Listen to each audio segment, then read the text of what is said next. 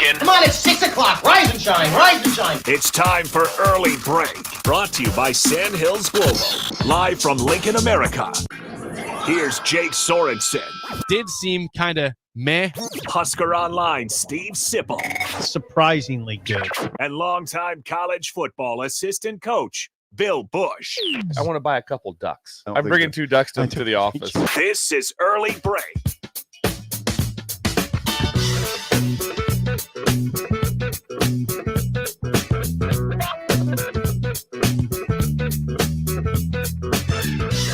Good morning. Happy Wednesday to you, Steve Sipple, Jake Sorensen, Bill Busch on Early Break. I'm sure it was a late night for many people last night in this country.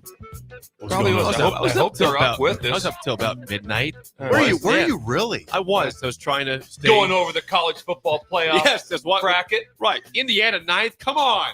Really? That seems a little low. Yeah. Seems a little low.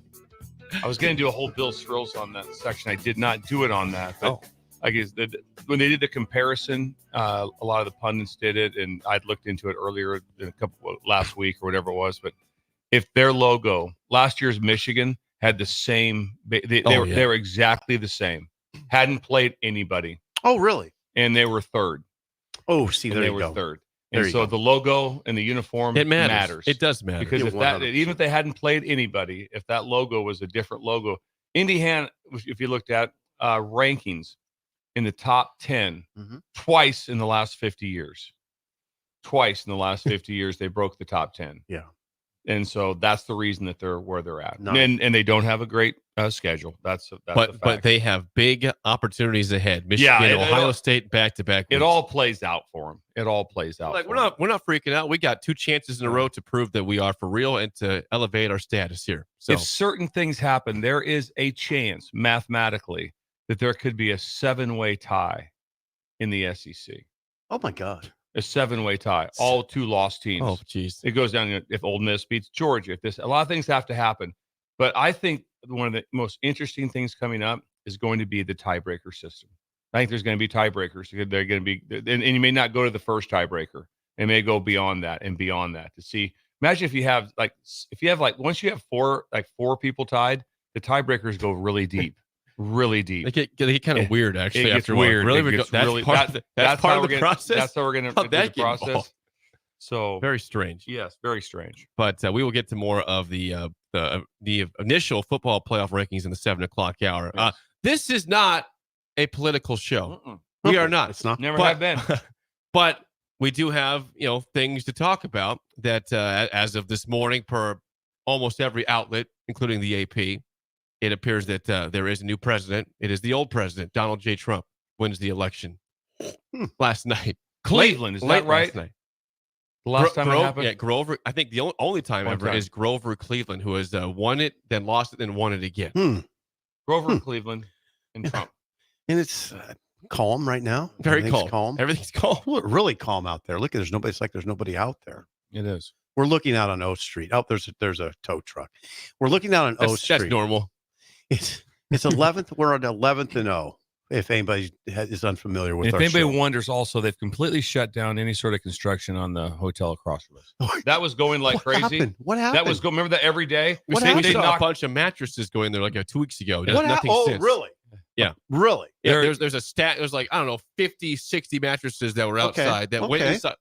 That was 2 weeks ago. I'm not sure if that's what should be going in there first, because right now the chance of them checking somebody in is a little slim. Not a lot of people checking in. They're boxed, right? They weren't just raining. they've been soiled by the rain. They're a little bit musty now. Simple. Quick question. Quick little cleanup thing here. Nuts and bolts. Were the mattresses in boxes? Were they boxed? Please tell me there's not mildew or mold in these mattresses. So what's going on? What? I don't know. I should go walk across the street and check the progress and see what's going on. Not right now. After the show, maybe send him over. Who are you asking? I do a Hampton progress. Hey, what's the status? When are you guys going to open up? Like 2029? When is this happening? That's what Jake is. You're like that too, Bill. You're very inquisitive. I would be. I would walk over. I'd stick my head and say, hey, what's going on here? Give me a little up. I'd ask for nothing going on. It's dark. Yeah, right now. And it's what we miss is every day someone trying to get inside the building because there was confusion. Knocking on the front door. Knocking on the front window. There was someone confusion every day. Peering through. It was really good. There's someone in there. Yeah. I was walking. Are we doing idle chit chat? We are. This is idle chit chat. Who's it sponsored by? By Renew Your Auto. David.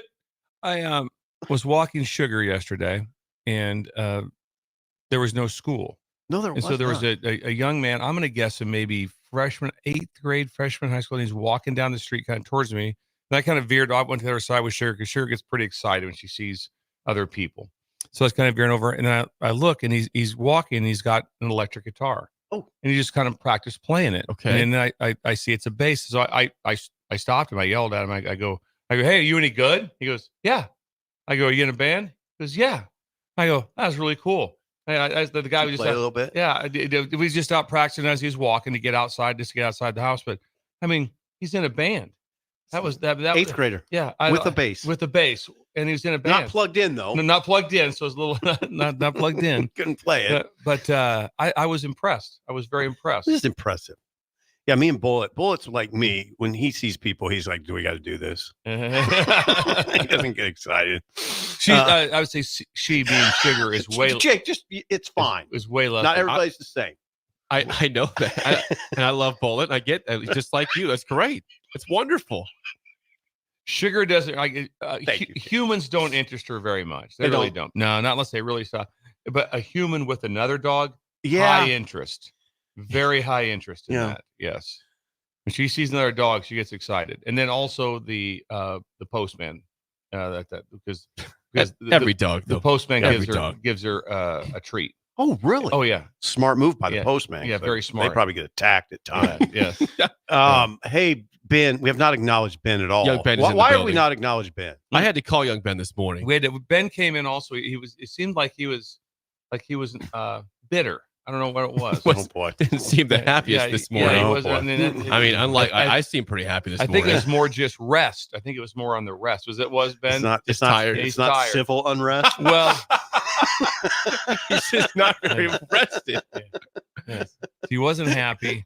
Jake had to call him this morning early. Yeah, I don't think Ben appreciated it. Okay, I beat Ben to work today. Me and Bill got at the same time, but my phone, I got a new phone 2 weeks ago, and I don't have the alarm set up, and so the alarm was going crazy in here. I couldn't turn it off. I said, Ben, you got to turn this alarm off right now. I'm going crazy. And he did it. Bill's outside just hearing this. Yeah. My face is against the window. Yeah, I just want in. It's your phone? My phone can stop the alarm, but I got the new phone, and I'm not set in. And what would have helped with Ben just coming to work on time? That would have been a big. That would have got it. Well, he's a little bit low this morning. A little bit sad. Low T. Yeah. Heyman, depressed. Heyman, we tomorrow your song will make a difference for Ben. It will. Upbeat song tomorrow. I shouldn't say stuff like that. I mean, he's like 20 years old. Yeah, he doesn't have low T. Okay, what else? Anything else? I don't. I did not have an exciting day at all. Did you write? It was a work day because of the stuff that went on. Was there media? There was Bill. There was no media yesterday because of the bye week. Mm-hmm. Yes. There was media Monday, no media yesterday. There was happenings yesterday, which we'll get to. Now, typically on Tuesdays, we will hear from the coordinators, Tony White and Satterfield. But with the bye week, they did speak, which might have been great for them in general. We could have had Dana Holgorsen and Phil Snow down there. We could have talking. That'd be incredible. We have some newcomers today for our press conference. Meet the new guys. That would have been awesome. I shouldn't have said that in a lighthearted manner. But anyway. Okay. No, there was no official media yesterday. Nothing.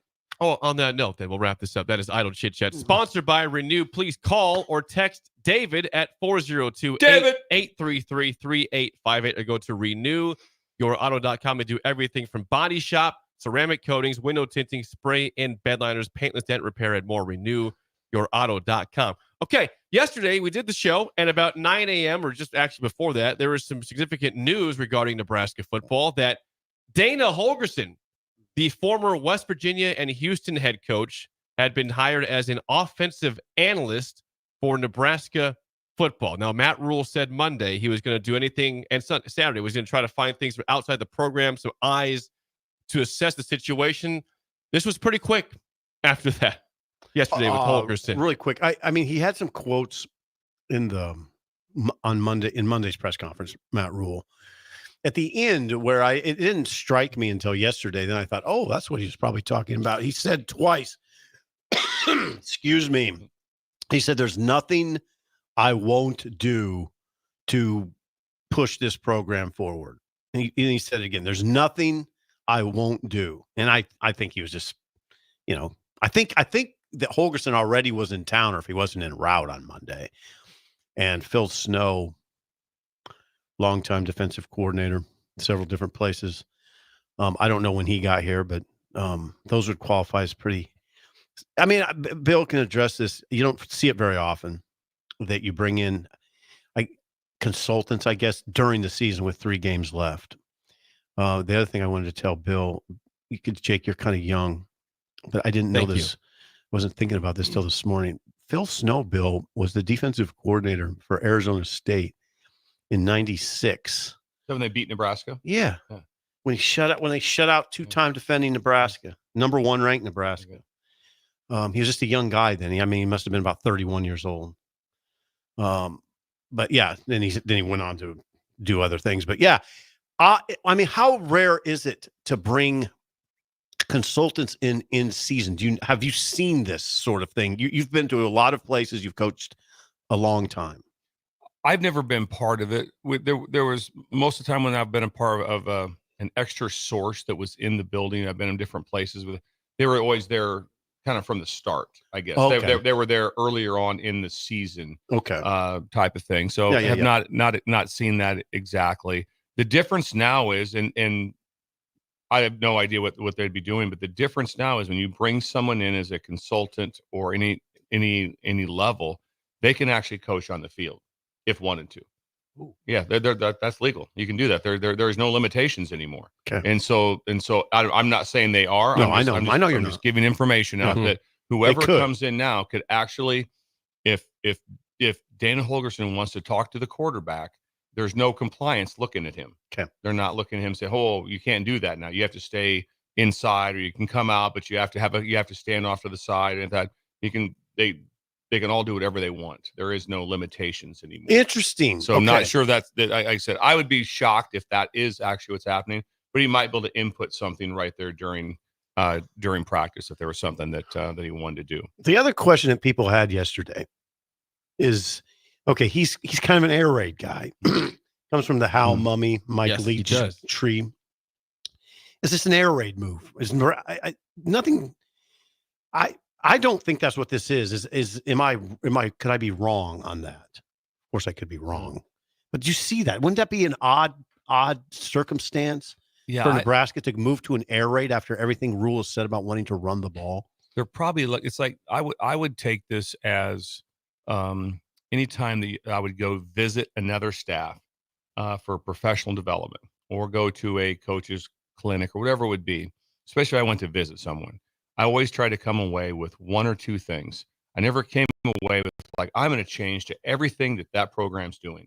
It's 1 or 2 things. So I would imagine they would look at it and say, what are 1 or 2 things that you could add to us offensively? Maybe something that can add to what we want to be able to get done. Could he help the downfield passing game, for instance? There could be something there. It could be, could just be wherever the small part of it is. But that's what I would imagine. It's what are the 1 or 2 things we might be able to add to us that can get us some more yards, more first downs, whatever it is. The Holgorsen, there was a dalliance with him. I think it was in the offseason, January. And I don't know what was going on. He spent an appreciable amount of time in Lincoln 1 day or 2 days. But I don't know exactly if that was, maybe he was going to coach quarterbacks, if that was the idea, and be a co-coordinator. I can't imagine Dana Holgorsen being a co-coordinator under Marcus Satterfield. But whatever reason, it didn't work, and now something's worked. We'll see what happens. Yeah, it's again the what you heard from people is that this is as you said, a place that wants to run the football more. Holgorsen, a high flying offense. Yeah, he's had success at West Virginia and Houston, but does that fit in the Big Ten Conference at Nebraska? Does it fit anywhere? I mean, maybe at Oregon, maybe at Ohio State. Can Nebraska, if it goes that way, operate well? We look at Wisconsin with the dairy raid, which is, again, they're running the football pretty well up there right now, but dairy raid with Phil Longo. The dairy raid. Yeah. They didn't have the best results passing the football. No. Now they changed this year for a couple games and really started running the ball better. Mm-hmm. But again, what's the emphasis going to be if Holgorsen is really involved this year and going forward? Well, and yeah, that's what we got to kind of back up. And I mean, is this the next offensive coordinator? We don't know that right now. It was in a consultant role. It seems like it would probably go in that direction. I imagine Dana Holgorsen would have other options, right? Yeah, it probably has other options. And then also, it's a situation, who knows, ever getting anybody's like lifestyle. But I would imagine one of the things that may have hit him was last year was because things ended at Houston. Mm-hmm. And maybe the main reason he didn't come to Nebraska at that time was that he just maybe needed a break. Yeah. He may have just came off of it, just like, you know what? I don't know if I'd be great for you right now. Mm-hmm. I just came off of this. So I may, and now it's what, 2.5 months later. Yeah. And now it's kind of like, okay, maybe now the timing for him was better, but that's a sheer hypothesis. Yeah, that's an okay hypothesis. I'm glad you mentioned it because now I don't mind saying this because I there's things I do know. Phil Snow, I think Phil Snow was Rule's first choice to be DC. Now Snow was coming out of Carolina, and I do, and what I've heard, what I was told is that Snow wanted time off, so he didn't follow Rule. Go ahead. Phil Snow, absolute incredible person. Really? Yeah. I was wondering. I should have called you. I know him fairly well, but I don't know him. We never coached together. Uh-huh. But this is how you tell. You always talk about how people treat people and what's their true personality, who they are, and what's going on. So I was a young coach, and I think it was at New Mexico State at the time, and I started recruiting an entire new area through Sacramento, the junior colleges, all through the San Joaquin Valley, through Delta, and all these. You recruited that area? Yeah, I had every place. So I'm everywhere. So I'm working. So I'm working through that area, and I would meet up with Phil Snow all the time at Arizona State, and that's about the time that they went to the Rose Bowl. During that time, like that. So Arizona State was a hot name.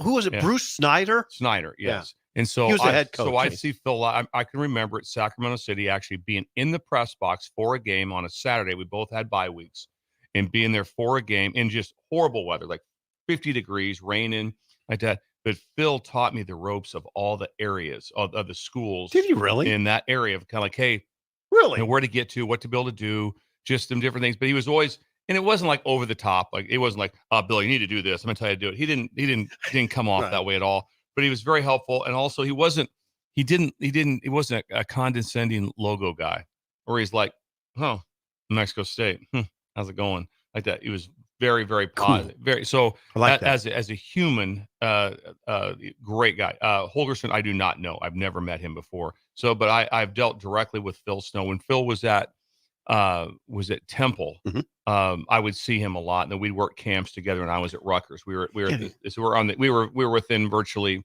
an hour and a half of each other. He had a great run. He did. Snow had a great run at Temple and a great run at Baylor. Baylor's last defense was the number one defense. His last defense at Baylor in 2017 was the number one defense in the Big 12, and it was an 11-win team. He was the defensive coordinator at Temple when they won 10. There was a year at Temple in 2014 when they only allowed 17.5 a game. Now, Jake, you would probably look at me and go, "Oh, so what are we talking about here? Is he going to be a defensive coordinator?" I would say this though. No, I'm not saying that. But how many times do you ever hear a head coach say time and time again that he's almost vouching for his current coordinator to be a head coach? Right. Matt Rule has said Tony White's going to be a great head coach many times. Mm-hmm. Like he's not concerned if he were to leave, saying, "Hey, I got a guy to replace him." Mm-hmm. How many times do you hear? Now, maybe I'm wrong. Maybe it doesn't happen all the time, but I don't. Matt Rule says a lot that Tony White will soon be a great head coach somewhere. Saying he does say that all the time, and maybe it's because he feels good about Phil Snow. If he leaves, we got a guy. Right. Now, Snow's 68, but I don't know what he wants. If he wants to do it, I don't. All that's just assumptions. Is Tony White viable as a head coach candidate right now? That's the question you have to ask, right? Yes. I'd say perhaps, but this A year lot of those hasn't helped him as much. A lot as of things last year. have to be a connection type of thing where, whether something where he has a tie, that's usually big in those spots. Somebody has a tie to a certain place, and that always stands out with whether or not you're viable or not with certain jobs. Now Holgorsen numbers. He has had a excellent career. Now he's had 6 years where his offenses average over 500 or more yards. Okay, 6 years. That's a big number. Now none though since 2012. And I don't know what that means exactly. Maybe it means nothing because one since 2012. In 2018 at West Virginia, they averaged 512 yards. Had some down years since then. He only averaged 360 at Houston in the 2023, the year he got fired. But anyway, he's had Graham Harrell and Case Keenum and Brandon Weedham and Geno Smith and Will Grier. Good quarterbacks. Yeah, he has a good quarterback. Those are good. Those guys are good. But that's the question that caught me off guard yesterday was, are they fixing to run the air raid? And I'm like, that's not something I was thinking about. It never crossed my mind. It really did. It did not even cross my mind that there's going to be all of a sudden you're going to see a complete change of all offensive philosophy. All right, that's what I said. I think it goes back to someone, just another set of eyes, look at it, and then where's there a couple things that we can do to change? Because when you look at like every week, generally defensively, you have your core, and then it's like, okay, I'm going to bring this one back out. I have this blitz, I have this third down package. We're going to do something a little different. But if something major, even within now when we had the coaching change with myself here, we had a bye week before we played Indiana, and we changed a lot. We changed. And you could tell the first week back that, hey, this looks different. We changed a lot. We changed. I was just you can do it. So you can do things. I just don't think that's where they're at. Okay, now here's the other question, guys. Okay, so we're talking about this year. They're not going to throw it out and just start running air raid. But what if he were to take over as offensive coordinator? Could the question, Bill, for you is, could Dana Holgorsen do something other than an air raid offense? Yes, the question is just like it is, can Jeff Monken coach someplace that's not triple option? He runs triple option. Jeff Monken's an incredible coach, and he could go anywhere and adapt, just like they're doing out at San Jose State with the former Navy coach, Ken Niumatalolo. Yes, Niumatalolo, yes. I know how to say it. It didn't roll off my tongue, bro. So I don't want to be. Good job, Jay. He's a great coach, and they're doing fine. They're not running triple option. Okay, they have versions of option football. Okay, and my point is, you can either coach or you can't. That's what I think. Recruiting. It's just like recruiting. You either can or you can't. But Bill, you know what you hear sometimes. Now I say that, but what people will throw back at me is, no, Sipple, guys do what they do. If Tony White's a 3-3-5 guy, he's running a 3-3-5 because that's what he does. I'm like, Yeah, but there is some truth to that. I mean, that was one reason when I made changes at Nebraska but for one reason was, as I told the staff, I said, if it's broke, I don't know how to fix it of somebody else's stuff. And I also got, when I was approached a year ago, whatever it was, to be a defensive coordinator, everything sounded great, but he was like, Bill, we're going to run my system. And the system he has is good. And I just told him, I said, go hire a guy from your system that you know. Yeah. I said, if I'm up there and all I'm doing is I'm presenting your stuff that I don't understand it maybe as well. And I would understand it. I wouldn't be like, I don't get this. Right. But I'd have to, but you could easily do it. But that is harder. So that is harder for someone to be like, hey, this is what you do. I want you to call it, but don't do what you do. Now, go ahead. In terms of this year, again, for Holgorsen, if he's coming in to help consult Satterfield in the offense, I think right now it's say, hey, how can we get some simple routes for our receivers and our quarterback? We are scuffling in the passing game. We have guys aren't getting open. Plays take too long to develop. How do we get some quick hitters to get both our quarterback's confidence back and our receiver's confidence back? I mean, you don't have to reset the whole system. It's what can you do right now to simplify a couple things that aren't, don't take 10 seconds to develop a play. One of the first things is they got to win at the line of scrimmage. And I don't know. I mean, maybe you get I don't know. You got to win at the line of scrimmage, but no, that's right. What can you get stuff going downfield? Maybe that's why he's here. I don't know. There's a lot of things you don't know in this conversation. It becomes an incredibly intriguing game. If you're sitting at Nebraska and you go, okay, They're playing USC, Right. a different quarterback. So we got to go back. We got to watch some UNLV film. We got to see what we're going to get. It's still Lincoln Riley's offense. He's doing what he does. Mhm. There'll be more run game, be more quarterback run game. You go through all those things. Then On the other punch, hand, counter punch. And they come back with, and also they bring in 2 other analysts that come in. And so if you're sitting there as a defensive coordinator going like, hang on a second. Hang on. would you do that? You'd be, yeah, you don't just go, I'm not worried about it. No, you have to be. So if the head coach says something to you, Right. did you guys prepare for this? Did you look at some Houston film? Did you look at some of these things that might come up? You can't go down a rabbit hole where all of a sudden you're just repping Houston. Right. They just break Houston down. We're going to, no. That's not the deal. Interesting. But it just makes both sides are in their offices. And it's like, interesting. Yeah. Interesting. God, that is fascinating. I didn't know. I wondered about that. I didn't know. I wouldn't have predicted that, but that's good. That's There's no chance that counter punch, as you said. Yes. There's no chance that the coaches at USC are like going like that. What? Or like on the day before the game. Holgorsen's there. Oh, no. When did that happen? Oh God, we're screwed. No. Are you So kidding? nobody's sitting over there at USC going, "We're not going to run Holgorsen stuff, so Yeah. don't worry about it." Yeah. So they're all like, everybody's like, right now that the analyst GA group, whatever, is like, hey, peel through this. And what you're going to peel through is like, okay, same. That we see that stuff here at US. This is normal. Unusual. This is unusual. So what I'd be looking for if I was on their side, and I have no idea what Holgorsen runs offensively as far as formations. I do know, but but I'd be like, do they run a bunch of unbalanced? Do they have an extensive empty package? That's what that we going through your mind on defense. Okay. And then the same, and then on the other side, like I said, on Nebraska side, it's like, okay, what do they do? Okay, how are they going to run this quarterback? He's had limited reps this year. He hasn't played very much, but everyone knows he's more of a runner. That's what he is. Now he can throw it too. Just remember this quarterback, he was committed to Georgia. Maliva? Yeah. When he went into the portal, he committed to Georgia. He can probably play. He's a bigger dude. And then went to USC. And he's young. He's their future. But he got beat out. Is that? Yeah, I don't know. It's the same thing. Miller Moss had 6 touchdowns. The same thing I talk about. All of a sudden, he had the 6 touchdowns. You kind of hang with him. And then Moss goes out, and then probably one of the worst things happened. What happened? They beat LSU off the bat in the opener. It's like, we got this. He never really wowed me, Miller Moss. He had 3, and he played.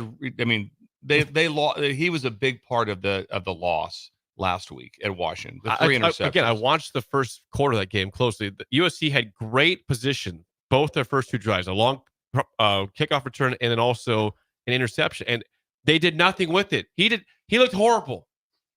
In the whole game, again, he had a couple drives. At the end of the game, he blew it twice in a row. They blew it. Okay, I got to get back to Nebraska here. Jake, there's a question for Jake.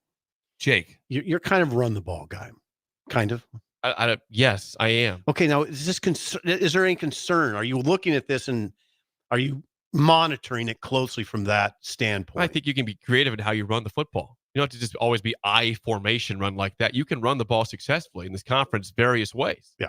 So I'm not concerned with that. I think he understands that's important in this conference to run the football. Yes, he has a ton of experience passing it, but I think he's also had respectable run games he has been. Not a lot. He's just ignore the run completely. I think his best. No, of course not. I do think what I heard yesterday was his best yards per game was 4.3 rushing. So it's not great. They haven't run the ball. He's an air raid guy. But I don't think with this current sitting head coach that this current sitting head coach would just go against everything he's been saying for 2 years. It'd be really odd to me if he says, I did want to run a running back run game, a traditional run game and use play action, but it didn't work. So we're going to air raid. I don't see that. I think that would be very odd. Well, again, that's why I'm curious from the fans. 464-5685. You can text us. What was your initial response to the news of Holgorsen coming to Nebraska? Jake. Because I like to hear what the people think. Okay. We're giving our thoughts. What are the people? I heard this. Let's talk to the people. Also, remember, your number one ability is availability, and the first place that they had to look at was who's available to come in. And so it might be like, well, yeah, we'd love to have, we'd love to have the coordinator for the Packers come in. He's a little busy now. Yeah. So who's available? Holgorsen was doing something at TCU. Yeah. That's a foggy discussion. Yeah. But it is foggy. It was more of an analyst role, probably was expendable. So here he is. Here he is in Lincoln yesterday being introduced to the team. Now where it goes from there, there's a lot of questions, and there's a lot we don't know, and we won't know until we hear from Rule. We have a question from Jared in Nashville who says, can you see Dana helping make changes in a certain position group, looking at serious depth at receiver? Someone has to be good at blocking there. Can you assess that in the bye week? Sure. Well, I'm sure you do, because he'll be on the field. In his offense, that there was a lot of quick throws. There was a lot of bubbles. So in bubbles, you have to block. And Screens. So understand. More screens, please. But a lot of bubbles. You're right. You're right. You keep stirring it up with the fans, don't you? Keep stirring things up. What he does. Hey, okay. Give me a little bit more of his offense. Well, you know what the air raid is. Quick passing. I mean, a lot of slants, right? Thanks, Steve. Go. What is it? The one thing that they did was when you studied Leach was he was so good at not multiple formations, but how they repped and how they practiced. They just got so much work in their looks and what they're going to go to, and then how they could adjust plays on and how they could adjust plays within the play. And they were just how they practiced. And that is going to be something that's not going to come up. That's not going to come up as far as like where they're also going to change complete practice schemes of how we're doing things. I just don't see where that's a viable situation right now. I would just, if it were me, just general thoughts would be he's not very involved. I don't see him all of a sudden running the quarterback meeting. I think he's sitting in. I think he's watching. He's looking. He's trying to come up with here's something where I think we can get a play. Here's something where I think we can get a play. I'm watching this team go. So it's like, okay, what's USC? Oh, they're a quarter, half team. They're this. This is if this was me, if I was scheming, this is what I would look to. And a lot of times they're also going to say, we already have that in. That happened to me when I was here. It's like a couple of calls ago. I really like this call. Do you guys have we have something almost identical to that? I'm like, okay, keep it just like that, and we'll call it the same because that's identical to something that I want done. There's some things we had to change everything on. But so I would imagine that he's going to say, okay, this is what we're going to do, and nothing else. They said this is I can present this to the quarterback coach and the coordinator. Here are some things that we like that I would like versus this team. Okay. This is what we like in this. That's what I would think is going on. We will dive more into Holgorsen as the show goes on. Before we get to break, though, I'm sure people were up late last night. They're starving right now. Late. If you're hungry. Breakfast, brunch, and lunch at Early Bird, 19th and K. Free parking, lots of free parking in downtown Lincoln. And they have also breakfast burritos, chicken fried steak, which is what, Bill? Smothered.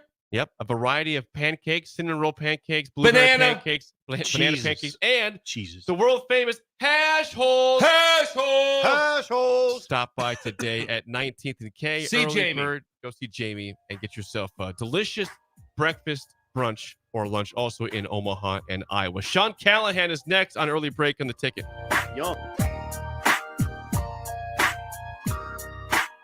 You're listening to Early Break with Steve Sipple, Jake Sorensen, and Bill Busch. Sponsored by Sandhills Global on 93.7 The Ticket and theticketfm.com. Midwest Bank is hosting our annual Thanksgiving food drive, partnering with local Lincoln schools to provide Thanksgiving dinners to families in need. We hope to provide meals for more than 120 families in our community this year.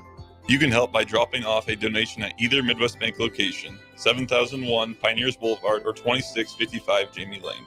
Any donation is greatly appreciated. Your community, your bank, Midwest Bank, member FDIC.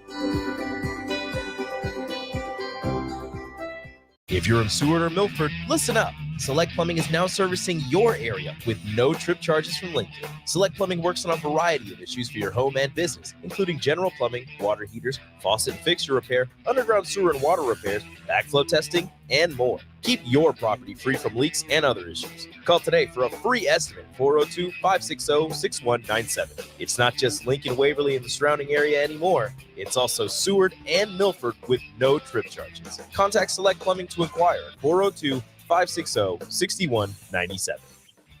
Ticket listeners know a dream team when they see one. At Applied Connective, we've been in the game for 20 years and have developed a team of world-class leaders in all things IT. From cybersecurity and Microsoft products to physical security, audio-video, infrastructure, business phone systems, and anything in between. We'll help you leverage technology to become your most secure, efficient, and profitable. Head to our website to check out real reviews and testimonials and sign up for a free tech consultation. We can show you where you might be vulnerable, inefficient, or overspending. It's a game changer, and it's totally free.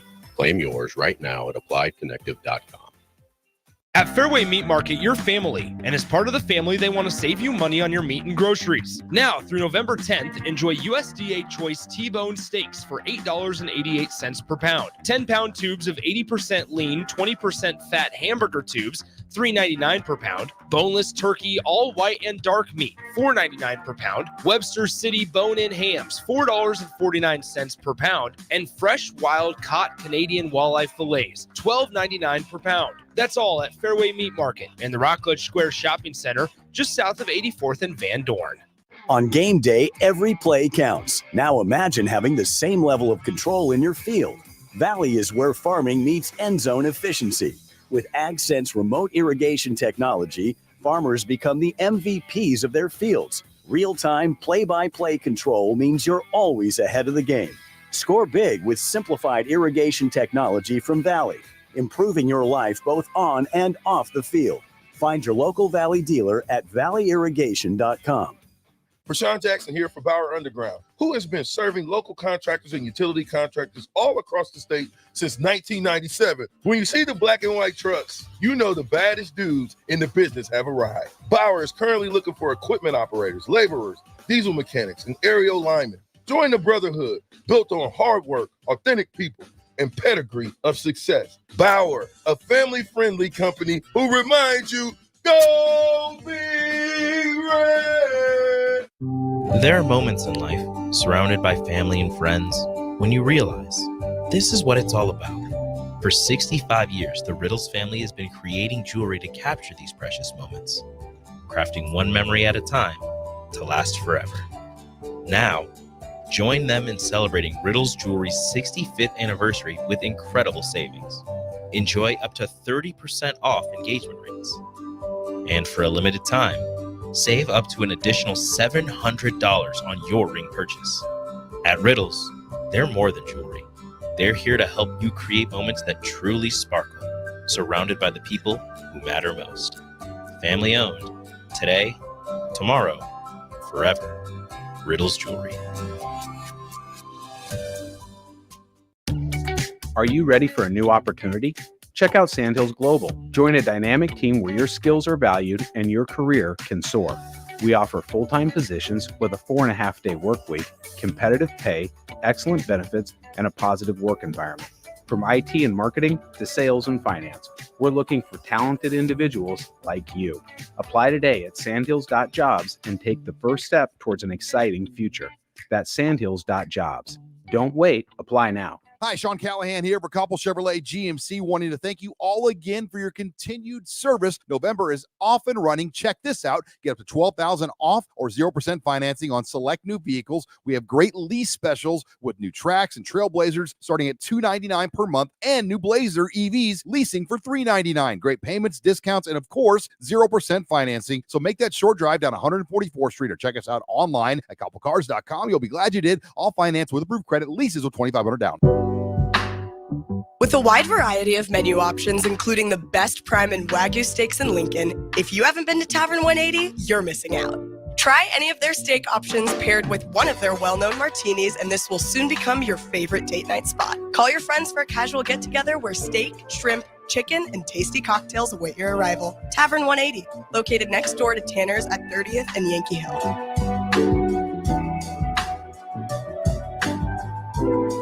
This, Well, good morning, little brother. is Early Break. Weekday mornings from 6 to 8 on 93.7 The Ticket and theticketfm.com.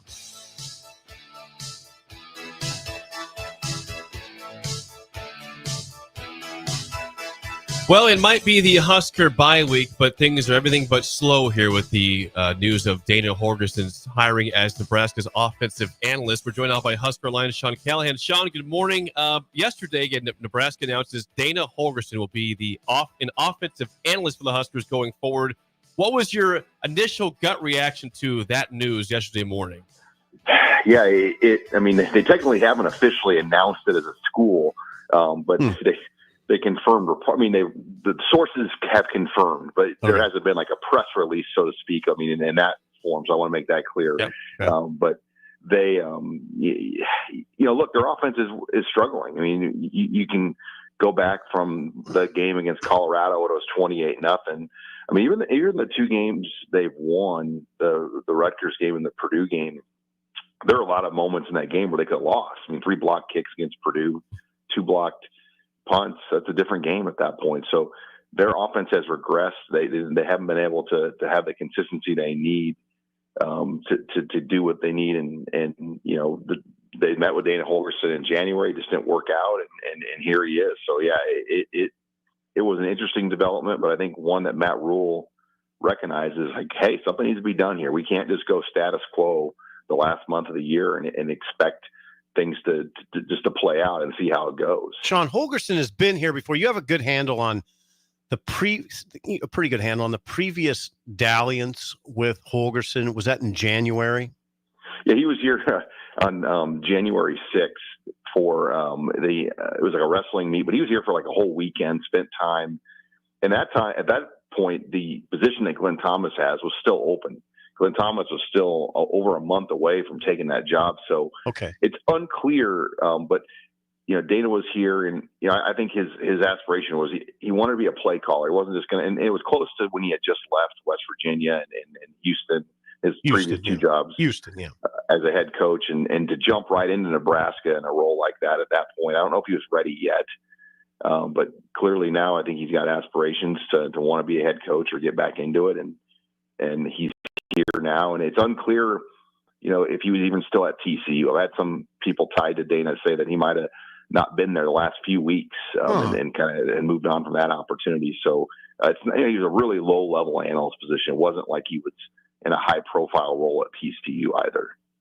Okay, Sean, the other question that people have right now, well, there's a lot of questions. I mean, we don't even know the scope of his job at this point, but if he were to evolve into the coordinator role, a lot of people are asking me, is this Rule moving to an air raid?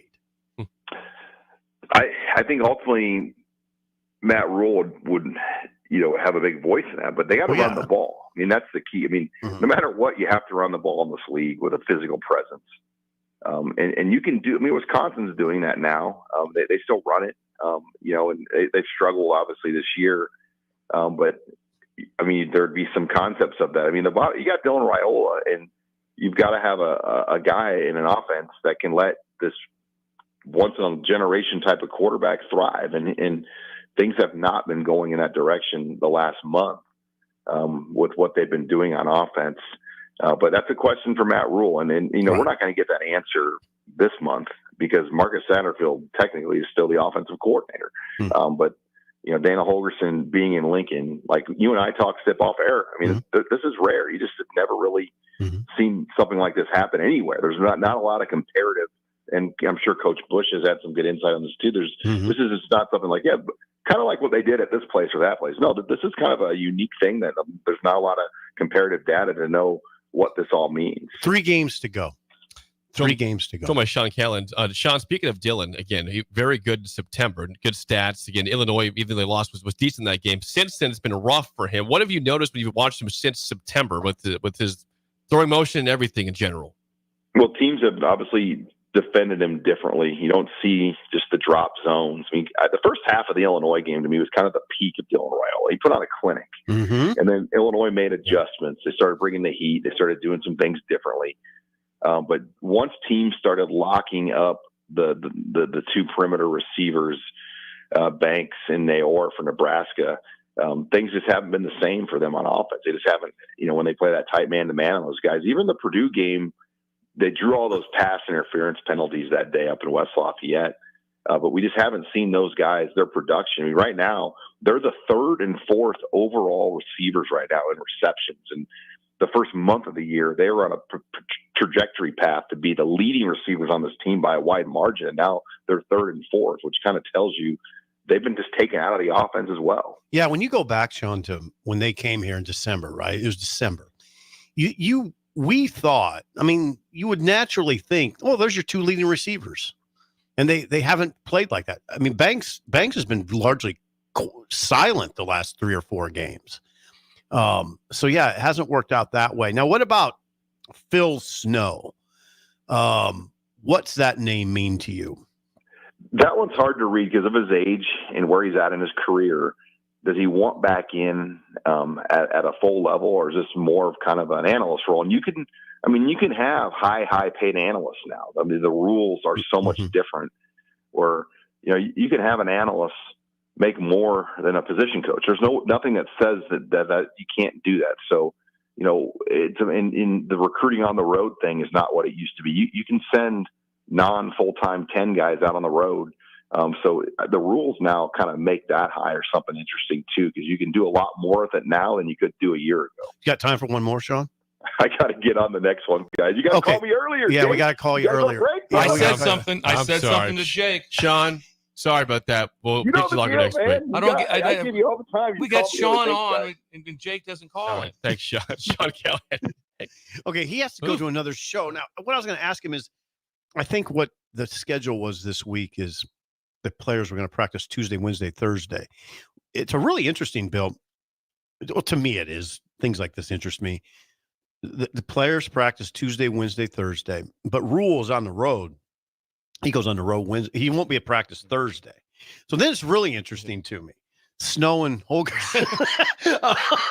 How'd practice look? So, yeah, I mean, it's a very interesting time over there. You still have highly paid coordinators that will run the practice and, the regular coaching staff. I don't know who's all out, but I know Rule's out. He said he'll be out on Thursday and missed the Thursday practice. So it's interesting. Now, maybe maybe there's a change of mind. Maybe he says, well, with all this going on, I'm going to stay, but I don't think so. But is that common for the head coach to bolt out? Well, he only has so much time. Right. You get so many days. So they just got to build a budget of time, and that's where they feel their budget's the best to spend to be able to get him out, because you do want to get do everything you can to do the best you can in recruiting without. And that is not at all a shot at the season. Like, no, I know. Well, they're just worried about next season now. No, that's not what it is at all. And they're probably, I would just guess, normal during this time, there would be several assistants. Usually you'd be about half staff running practice. Okay. You would be, hey, we're going to do this. We're going to do this. Now, this scenario is different a little bit because of just what has transpired in the last 24 hours. So it is a little bit different. So I guess like Sean hit it on the head that I don't have any knowledge of this. I don't have any ability to go, well, yes, in 2012, Notre Dame did this and this is what they did or whatever it is. There's not a lot of data. We know Nebraska, though. You know Nebraska. I know Nebraska. It's never happened here that I know of. Like, I think I would know if Nebraska brought in 2 pretty high-profile guys for the final 3 games. I think I would have known that. I'd be delinquent in my duties had I not. Good word, delinquent. Derelict, I guess. It would be derelict in my. No, you know what, Jake? I actually used the wrong word. It'd be derelict in my duty. Derelict in my duties. Yes. Derelict. But anyway, it is a rare occurrence. They will have practice tomorrow, probably without Rule. I wonder what it'll look like. Interesting. They'll have a good practice. They have about a zillion coaches. Yeah, over they'll there, be fine. Everyone, so no panic. Everyone's getting coached. Everyone's going to be fine. It's just going to have. They have a very crystal clear what they want to get accomplished for that time. Then get them back. Then I'm not sure what's their back plan. What's their back plan? Help me with that. As far as I said, are they off all the way through Monday? The kids are off. Then they come Monday, back. Or they come back Sunday night. Come back Sunday. Come back Sunday. Come back Sunday. Yeah. Which is pretty normal. Yeah. Before we get to break, segment 2 is always sponsored by our friends at Beck's Hybrids. Farmers, we know that volume discounts are a major factor when ordering seed, and oftentimes discounts are lost buying from multiple brands. But Beck's has the most diverse lineup in the marketplace. Go to beckshybrids.com for a full farm quote. And always remember the 3 F's: faith, family, and farming at Beck's Hybrids. I love that when people don't grandstands Steve, and people aren't that I'm always. listening to you. I love when people don't grandstand like that, and Trevor doesn't grandstand. He's been approached by several other companies. He's been approached hard to make a move out of they see what it's like when you just see an incredible offense or defense. You're like, hey, we want to hire that guy he's doing really well. And Trevor's like that. No can do. No, he is locked in with Sonny. He's a Bex guy. Yeah, he's Bex hybrids. Everybody has a price, though. Everybody has a Trevor doesn't. Trevor doesn't have a price. Loyalty. Trevor doesn't have a price. Loyal man. Yeah. He's loyal to Sonny. Sonny. You'd understand if you worked for Sonny. If you would have met Sonny, you'd understand. I have when you not. saw him Loyalty. setting up the buffet. When you saw Sonny setting up the buffet for 1,400 people and J Cut 2 ice cream cones, and he drove almost a third. Is the only one that drove a car out there. Think the about only the one. car. The only car there. Technology days. There's one car, and Elizabeth was there. She was. Think about Bloomington right now. Signetti, Sonny, and Mellencamp. Yeah. Wow. That's a trio right there. Mellencamp lives in Bloomington. It's quite a trio. So just think about this. Mellencamp has sat down with Signetti in his office. You know what's happened. Could you imagine being Signetti? All of a sudden, I used to be the head coach at Elon. Now I'm sitting down. Maybe they've had old fashions together with John Cougar Mellencamp. That would be just little pink houses. Maybe they've had old fashions together. Why do you say that? I don't know. I thought it was Wisconsin. They can still drink them in Indiana. You can have Indiana one has in them. Nebraska too. I had them in Indianapolis, and they were really good. The old fashioned. When we come back, song of the day and the mailbag. The bag. Early break on the ticket. You're listening to Early Break with Steve Sipple, Jake Sorensen, and Bill Busch. Sponsored by Sandhills Global on 93.7 The Ticket and theticketfm.com. On game day, every play counts. Now imagine having the same level of control in your field. Valley is where farming meets end zone efficiency. With AgSense remote irrigation technology, farmers become the MVPs of their fields. Real-time play-by-play control means you're always ahead of the game. Score big with simplified irrigation technology from Valley, improving your life both on and off the field.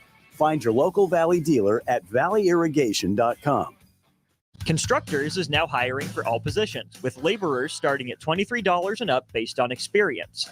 Constructors has immediate job openings for laborers, mechanics, bridge builders, operators, and drivers. Start your new career today. Constructors offers great pay, health, dental, and vision insurance, paid time off, paid holidays, and so much more. Join the crew today and be a part of Nebraska's oldest paving company dating back to 1908. For a complete list of openings and to apply online, visit constructorslincoln.com. Hey farmers, if you don't already, you need to get to know the guys at Busch Farm Outfitters. If you're ready to turn your sprayer into a money-saving smart machine, they can hook you up. If you just want to get your chemicals from some good guys that care about your operations goals, they want to chat. They work with progressive growers all over eastern Nebraska to assist with equipment upgrades and input options.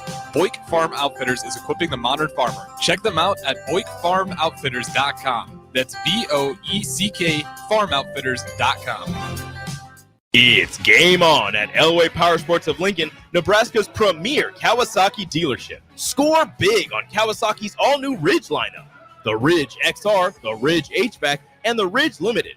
All built to take on your day with a full factory cab, including heat and AC. Stop by Indian Motorcycle of Lincoln today and rule the streets on an Indian motorcycle with customer cash and trade-in credits up to $2,000 during the month of November. Elway Power Sports of Lincoln at 27th and I-80. Post Malone is teaming up with Raising Cane's to empower the next generation of artists. For a limited time, 2 exclusive double-sided Post Malone posters are available at Raising Cane's to raise funds for Notes for Notes charity. Focused on providing youth in need free access to instruments, music lessons, and studio resources. Posters drop October 20th with a second design dropping November 3rd. So post up your combo at Cane's while supplies last and support a good cause. Raising Cane's Chicken Fingers. One love. The electrical workers of Local Union 265 are now hiring licensed journeyman electricians from $32.50 to $42.50 per hour with paid benefits. And if you're looking for a new career, they're hiring apprentices at $19.50 per hour with paid benefits. Call the office at 402-423-4497 to apply. Start your electrical career today. Wall-to-Wall Wine and Spirits is your place in North Lincoln to go for all your needs in wine, spirits, and beer. They also have a large variety of cigars in their walk-in humidor, and they have a top-notch walk-in, temperature-controlled, high-end wine room. Plus, you can enjoy free samples from their tasting bar. There's only one place to go for all your needs for wine, beer, spirits, and cigars. Wall-to-Wall Wine and Spirits on North 27th Street in Lincoln. 93.7 The Ticket, Fox, KFXL weather. Sponsored by John Henry's Plumbing, Heating, and Air Conditioning. Your Lincoln forecast for today, we'll see a chance of showers throughout the day with patchy fog possible. Otherwise, probably sunny and a high around 54. Tonight, partly cloudy skies with a low around 36. And tomorrow, we'll see mostly cloudy skies and light winds with the high around 55. Meteorologist Kyle Cluck from 93.7 The Ticket and theticketfm.com. Before you start blowing and raking leaves this season, make sure you know where they go. Yard waste is not garbage, especially in Lincoln, where it's converted into earth fuel compost. All grass clippings and leaves must be separated from household trash from April 1st until November 30th each year. It's the law. Yard waste belongs in a paper lawn bag, or you may request a bin from your trash hauler who will pick it up for a small fee. Remember, no trash or branches are allowed in yard waste. Get the details at lincoln.ne.gov/recycle. Now that Halloween is over and you're gearing up for Christmas, it's time to head to Tailored Life in Bennett to get ready with local shopping.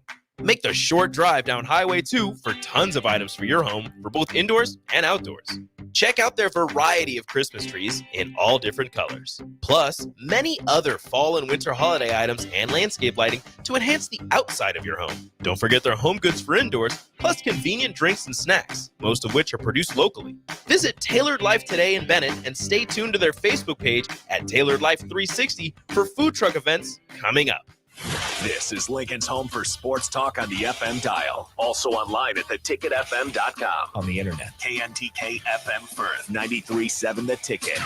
You love to bash his sports takes. Now, will you feel like an idiot if you're a No, big tough? never feel like an If idiot. you're a big tough guy this morning, But you really love to voice your displeasure for his music choices. stumbled on an issue that I did not think would generate this much passion and discussion. It's time for Jake's questionable song of the day on Early Break on 93.7 The Ticket and theticketfm.com.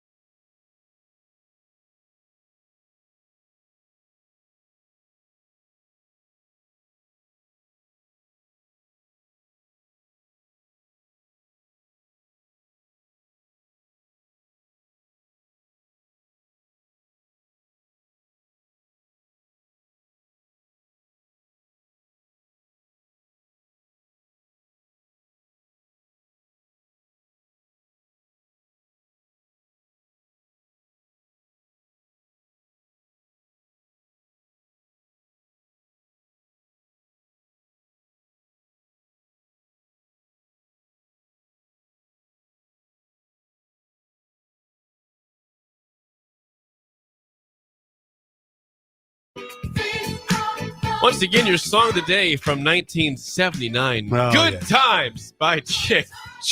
464-568-51 is bad. 10 is good. Text your rating on the Sauter Heyman Jewelers song of the day. Say it again. What year?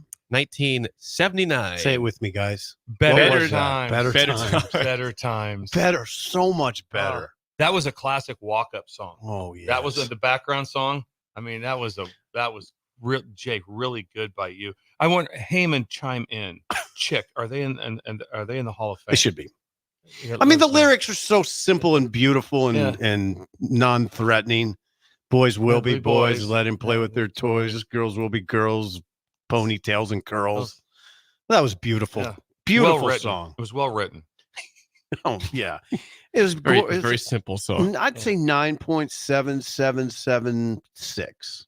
It just that song Always was, feel good when you we hear heard it. that song a lot. Oh God, yes. A lot. That song was played. So that's Weddings and stuff. in the parallel life that me and Steve left. We've heard that song a bunch. And here's what usually happens when it comes on. You kind of go like this.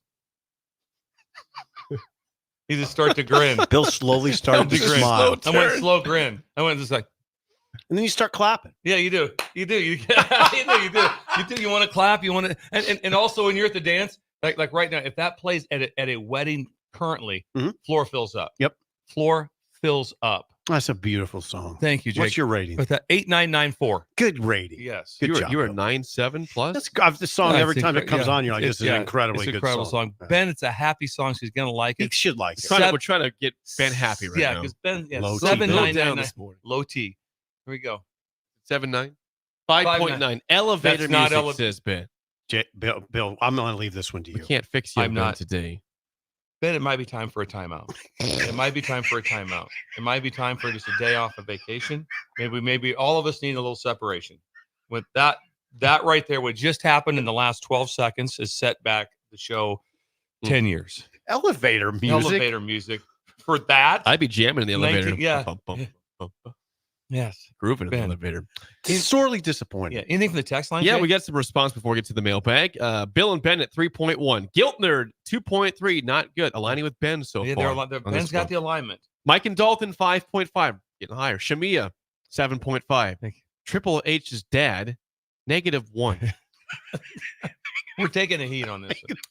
Kodiak Bear. Boys will be boys. Let them have their toys.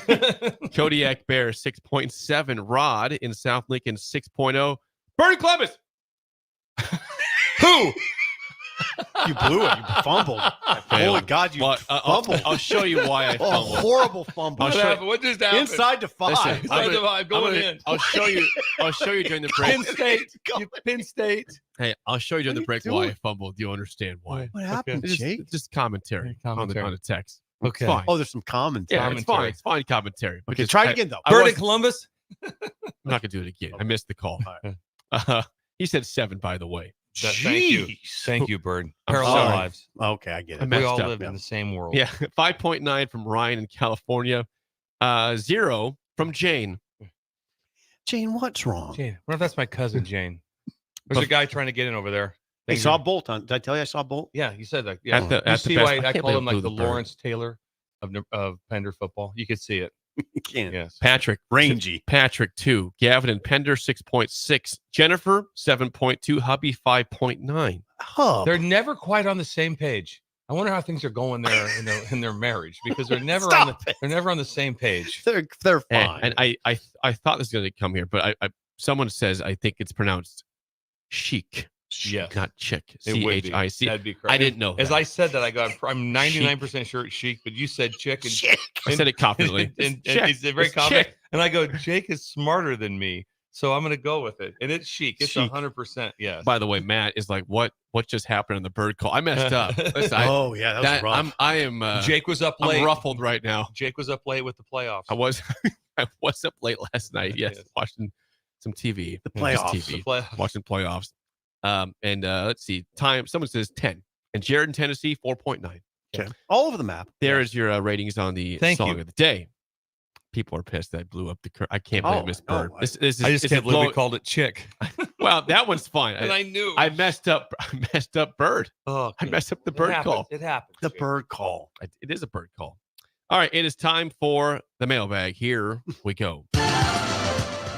The mailbag is sponsored by our friends at Applied Connective Technologies. What are the 3 words you don't want to hear in IT or elections, Bill? The election's been hacked. No, you don't want to hear that. They were on top of it. Oh, they were so. I talked to Will last night. They're still in Georgia. Oh, they are? They're still in Georgia. Yes, they're in Georgia. Where were they at, Steve? Mainly. What locations were they at? They were in the swing state. swing the battleground states. state. Battleground. So yeah, Wisconsin, Pennsylvania. Yeah. Yeah, that's so they're still there. Arizona. They're still there finalizing some things. Michigan. They'll be back Friday afternoon, and then they'll be full go again with all their local business. I think they had a heavy presence in the city of Detroit. Yeah, that big. They had a Were lot they in going on. Wisconsin? You don't want to get hacked. Who do you hire? Applied Connective Technologies. Please reach out at appliedconnective.com or call them at 866-358-0109 for a free consultation. Thank you. To the bag. The bag. Let's see, we've got Kelly off the bat says, good morning.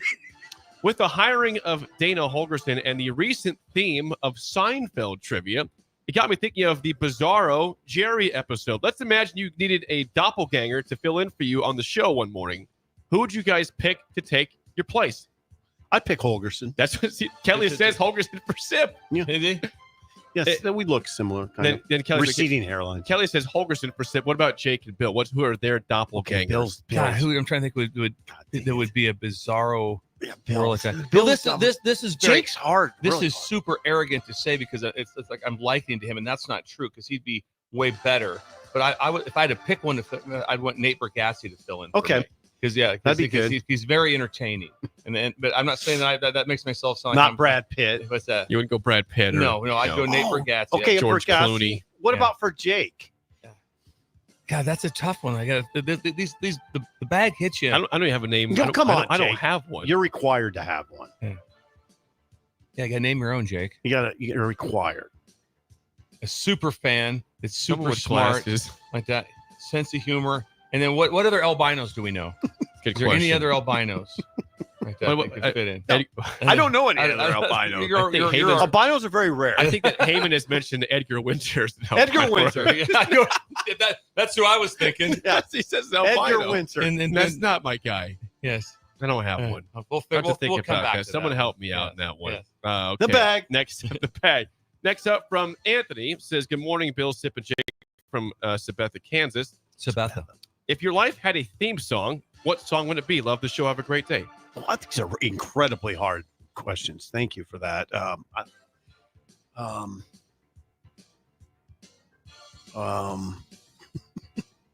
Probably the Hold on, I Beastie got Boys. Which one? You got to fight. You got to fight For for your your right right. to party. To party. That's a good okay. song. I'm walking on sunshine. It's a great song. Is that Katrina in the Waves? I think it's Katrina. You know that is Katrina in the Waves. incredible. Oh yeah, we're in the Hall of Fame. I'd love to see Katrina in the Waves. Walking on sunshine. Yeah, Walking on Sunshine. That would be great. I think I have a Tom Petty song. What's I that? had Running Down a Tree. I don't know. Okay. Why- Yeah. Is that a good theme Yeah. song? Yeah. Just for the best guitar off start. the bat. Yeah, that'd be an incredible I'm start. down. Thank you. Thank you. What was Anthony. Ben's? What's Yeah. Ben's? Ben, do you have one? Ben's got a sucker. He's barely alive. Barely, yeah, he's Probably right. Ben's been Everybody checked Hurts out by all day. REM. Ben must have been up all night with the election last night. I think He is I checked out. think Ben's song is "Everybody Hurts." Yes. REM. That's a horrid song. That's Ben's theme song. All right, keep going. Okay. Kip says my grandparents owned the drugstore in Sutherland for a couple of generations, and they had a stainless steel soda fountain. We all wish we could have kept it when the store closed in the early 2000s. My dad has described it to me in great detail. How fun would that be after a day of grade school? And what would you order if that beauty was in front of you today? Oh, mine's real simple like that because I've always got the same thing. Fullerton had one. I think it was Russell Drug, I believe. They had the old school soda fountain, but that just chocolate ice cream with the marshmallow topping. That's what I'd want. Oh, I'd what want is the it? chocolate ice cream with the marshmallow topping. That would be my dream. It's a stainless steel soda fountain. So in drugstores back in the day, they had you could sit down. There'd be about 10 stools. They all had that, and they have a soda. You could get root beer, Right. Coke. That's where everybody met. It was kind of like Woolworths had it was a version of Happy Days, but it was everybody met at this place. But this place was a soda fountain place. So it would just be in your drugstore, and every place had it. And it was, you know what it was? Better times. Better times. Better times. I'm gonna grab some penicillin, and I'm also gonna get a Sunday Quik. I would say just a Coke on ice. That always Straw? sounds good to me. Yes, Straw? always sounds good. Yeah. It always sounds good. Go ahead, Jake. This is a football question from Nathan. Nathan in Sheboygan, Wisconsin. Sheboygan, Wearing a cheese hat home this of morning. home of supper clubs. Yes. Big state today. Go ahead. Nathan says last week Bill said that UCLA doesn't so much run an offense as they run plays. Would it be fair to say that Nebraska does the same thing with Marcus Satterfield? Oh, Steve, you cover him. I don't. Oh, Bill. That's an You're there every day. I mean, they have an offense at least verbalized that they want to run, which is we've talked about all the time, like a power running game, a running back based running game, a traditional running game with play action. They don't always do that. Yeah, but I would definitely say it's way more of an offense for Nebraska. Yeah, than Just plays. Way plays. more offense. You see a trend with them when they get into the offset I and be able to run Dowdell in the fullback position on short yard. There's just different things. It's like they have this is what we do, and they have something off of that too. It's not listen to the coach. If they line up in one thing, that's all they do. No, they have something. Maybe you just haven't seen something off of it. I mean, like I said, Harburg lines up at I-back in that formation. So there's probably something else with that. But anyway, point being, I push back on that too. Yeah, I would say that it's definitely more of an offense by Nebraska. In response to the bizarro doppelganger for us, people have some response for me. It's not. I'd like to hear it. It's not great. I got several people saying Chris Sims. Okay. You know, but Phil Sims' son. He looks. There's some looks. I didn't go looks. I went more personality, I guess. I know the doppelganger. I hope I'm not the same personality. Why'd you say that? I'm not a fan of his analysis. You're not. Why? I just don't like him that much. Okay. I feel like he has some bad takes. A lot. Okay. Chris Sims, him and Mike Florio. He does a lot of stuff with Mike Florio, Pro Football Talk. I've never listened to any NFL analysts ever, but I really enjoy NFL the in game. I love listening to Aikman and Buck or whoever else. I like listening to the in game. Okay. Some people don't like Chris Collinsworth at all. I think he's great on. I like Collins. I like Collinsworth. I like Collinsworth a lot, and so but I enjoy the. I don't listen to any. I'm not that big of an NFL fan. But I listen to like NFL Network. I'm gonna listen to the takes. Do you watch the pregame show? No. Never would watch a pregame show. No. I do watch the one that does interest me was when not just because I know him personally, but Alex Smith is good when he's on. Yeah, he's on with Brewski and some of those guys. They're the best. Yeah. I listen to that one. I do listen to that one. Got a couple of people. Okay, who else? Jake's doppelganger is Carrot Top. No, I don't see it. No, don't see it. I don't see it. How about? I like him. I like the chime in. Someone said Andy Dick. I'm like, come on, man. I don't see that either. Please. I don't see is that. Killing me over this here. is not. It's terrible. This is not flattering. Chicken Little. Thank you. This is wonderful. Is there anything good out there for a doppelganger? This is killing me, man. The thing that people don't know is I said Jake Sorensen, like between in the stool. I mean, he's so far above us. He does. He's way better than us. Way better than us. I don't concur. He does. With that answer. He runs everything. He does. Without Jake, the show doesn't we're screwed. Doesn't even go. We don't. I will say that. If Jake says like, "Hey, listen, I'm out for 2 weeks," I'm like, "Yeah, me too." Oh yeah, me too. Jake's out for 2 weeks. Yeah. Yeah. Oh, Ben, now wait a second. We have Ben. We have Ben here like that. Well, you know what? We do have Ben. He had been great this morning on air. Asleep. He pulled it together. Now Kip said this is for. He says Woody Harrelson for me. For me. Yeah, or Bill, either one. I think he could work. Harrelson could Woody work. Harrelson as in Cheers, and then as Woody. Mhm. Then I see it. Some of the other ones no, but as Woody, I see it. Okay, I could see that, Jake. That's a compliment. I'll take that. Woody Harrelson, that's good too. That is the mailbag, sponsored by our friends at Applied Connective Technologies. Go to appliedconnective.com or call them at 866-358-0109 for a consultation today. Yes, Sip, anything for you? No, I was just looking for the cell phone charger. Got it. Bam. Well, okay, so we're coming back. When we come back, let's. We got some initial rankings from the college football playoff last This is very night. intriguing. Where is Indiana in the poll? Next on Early Break of the Ticket. You're listening to Early Break with Steve Sipple, Jake Sorensen, and Bill Busch. Sponsored by Sandhills Global on 93.7 The Ticket and theticketfm.com. Midwest Bank is hosting our annual Thanksgiving food drive, partnering with local Lincoln schools to provide Thanksgiving dinners to families in need. We hope to provide meals for more than 120 families in our community this year. You can help by dropping off a donation at either Midwest Bank location, 7001 Pioneers Boulevard or 2655 Jamie Lane. Any donation is greatly appreciated. Your community, your bank, Midwest Bank, member FDIC.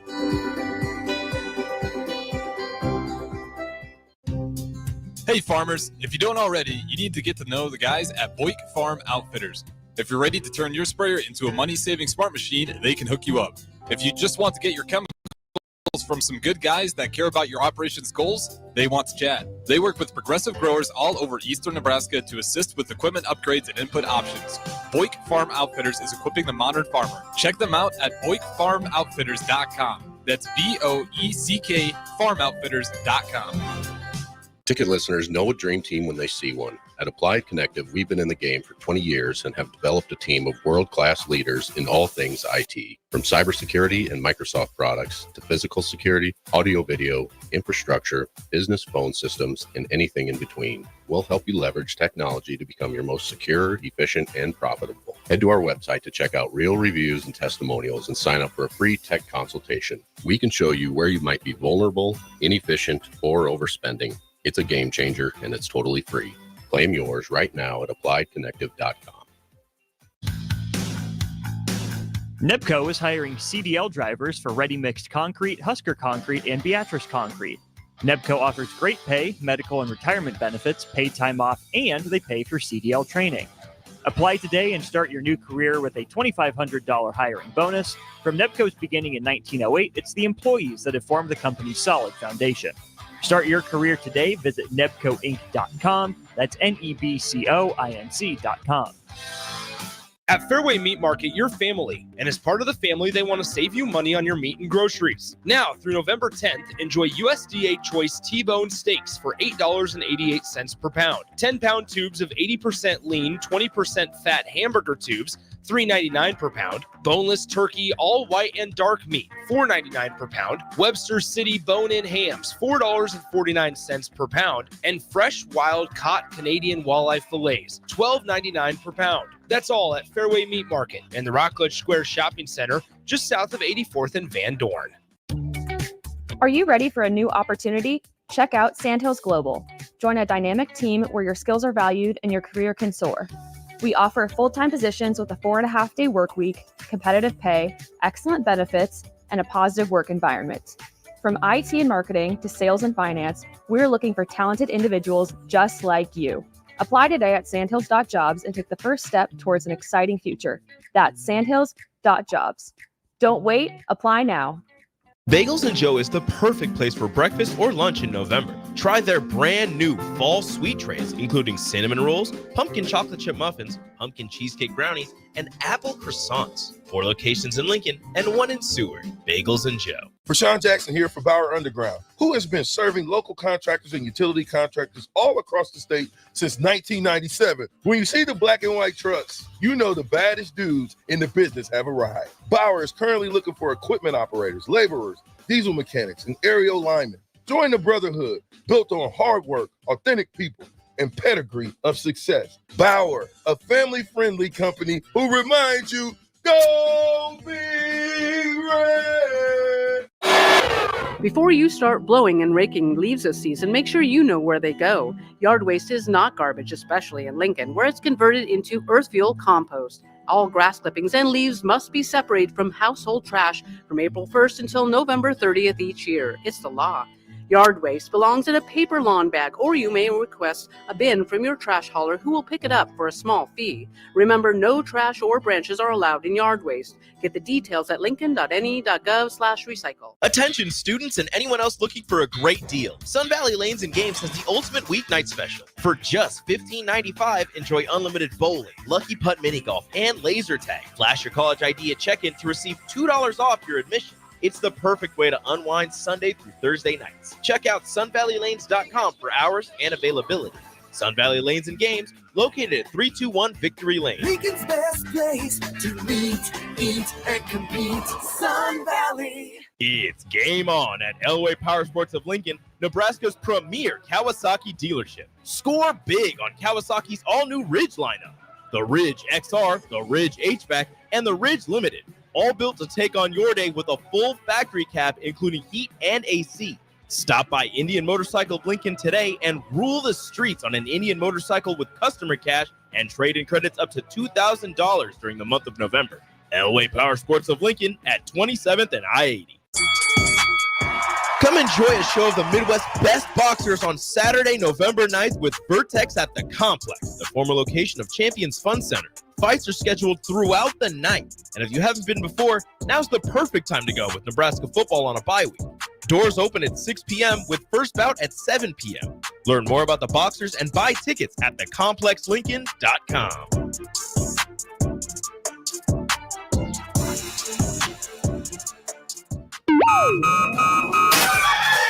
Wake up, Lincoln. I overslept. Damn rooster didn't crow. It's time for Early Break, sponsored by Midwest Bank. Live from Lincoln, America. Here's 93.7 The Ticket's Jake Sorensen. I'm wrong, but I'm not. Husker Online, Steve Sipple. If I were a feral cat. And longtime college football assistant coach, Bill Busch. You get one team. Mine's the Houston Oilers. I'm not the Texans, and I'm not the Titans, so I'm out. This is Early Break.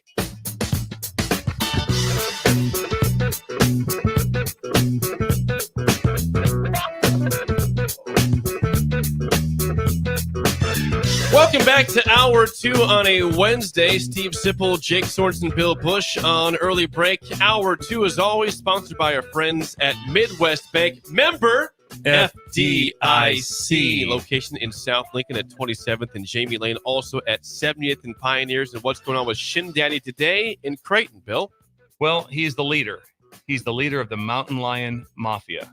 The Mountain Lion Mafia. Whoa. You're kidding. So he's in charge of trail cam technician. So he, in Knox County, there's a lot of mountain lions. So Steve is in charge of putting up new trail cams and maintaining the ones that are already up. And so he is out doing that. So You're kidding me. No, he's the Mountain Lion Mafia. There's a lot of mountain lions up in that area. There's a lot. There is a lot of mountain lions in that area. Were you along the Missouri River? Did you encounter them when never you were? Never encountered one. We had someone that encountered when they were mushroom hunting last 2 years ago. He had a deer down. What about in your youth? But that in my youth, I've never encountered ones. They're very stealth and they're very nocturnal. So they're not animals that you run across, but there's a lot of them, and so it's very cool. So he's part of that. So Good to know. He's monitored the Mountain Lion Mafia. I like that. So Schindler is out maintaining the trail cameras for this mountain lion. You see some crazy stuff. You get a lot. What does he of do deer. if he sees one? What's What's his response if he sees one? He posts it, so everyone's kind of aware. Okay. And usually it freaks people out.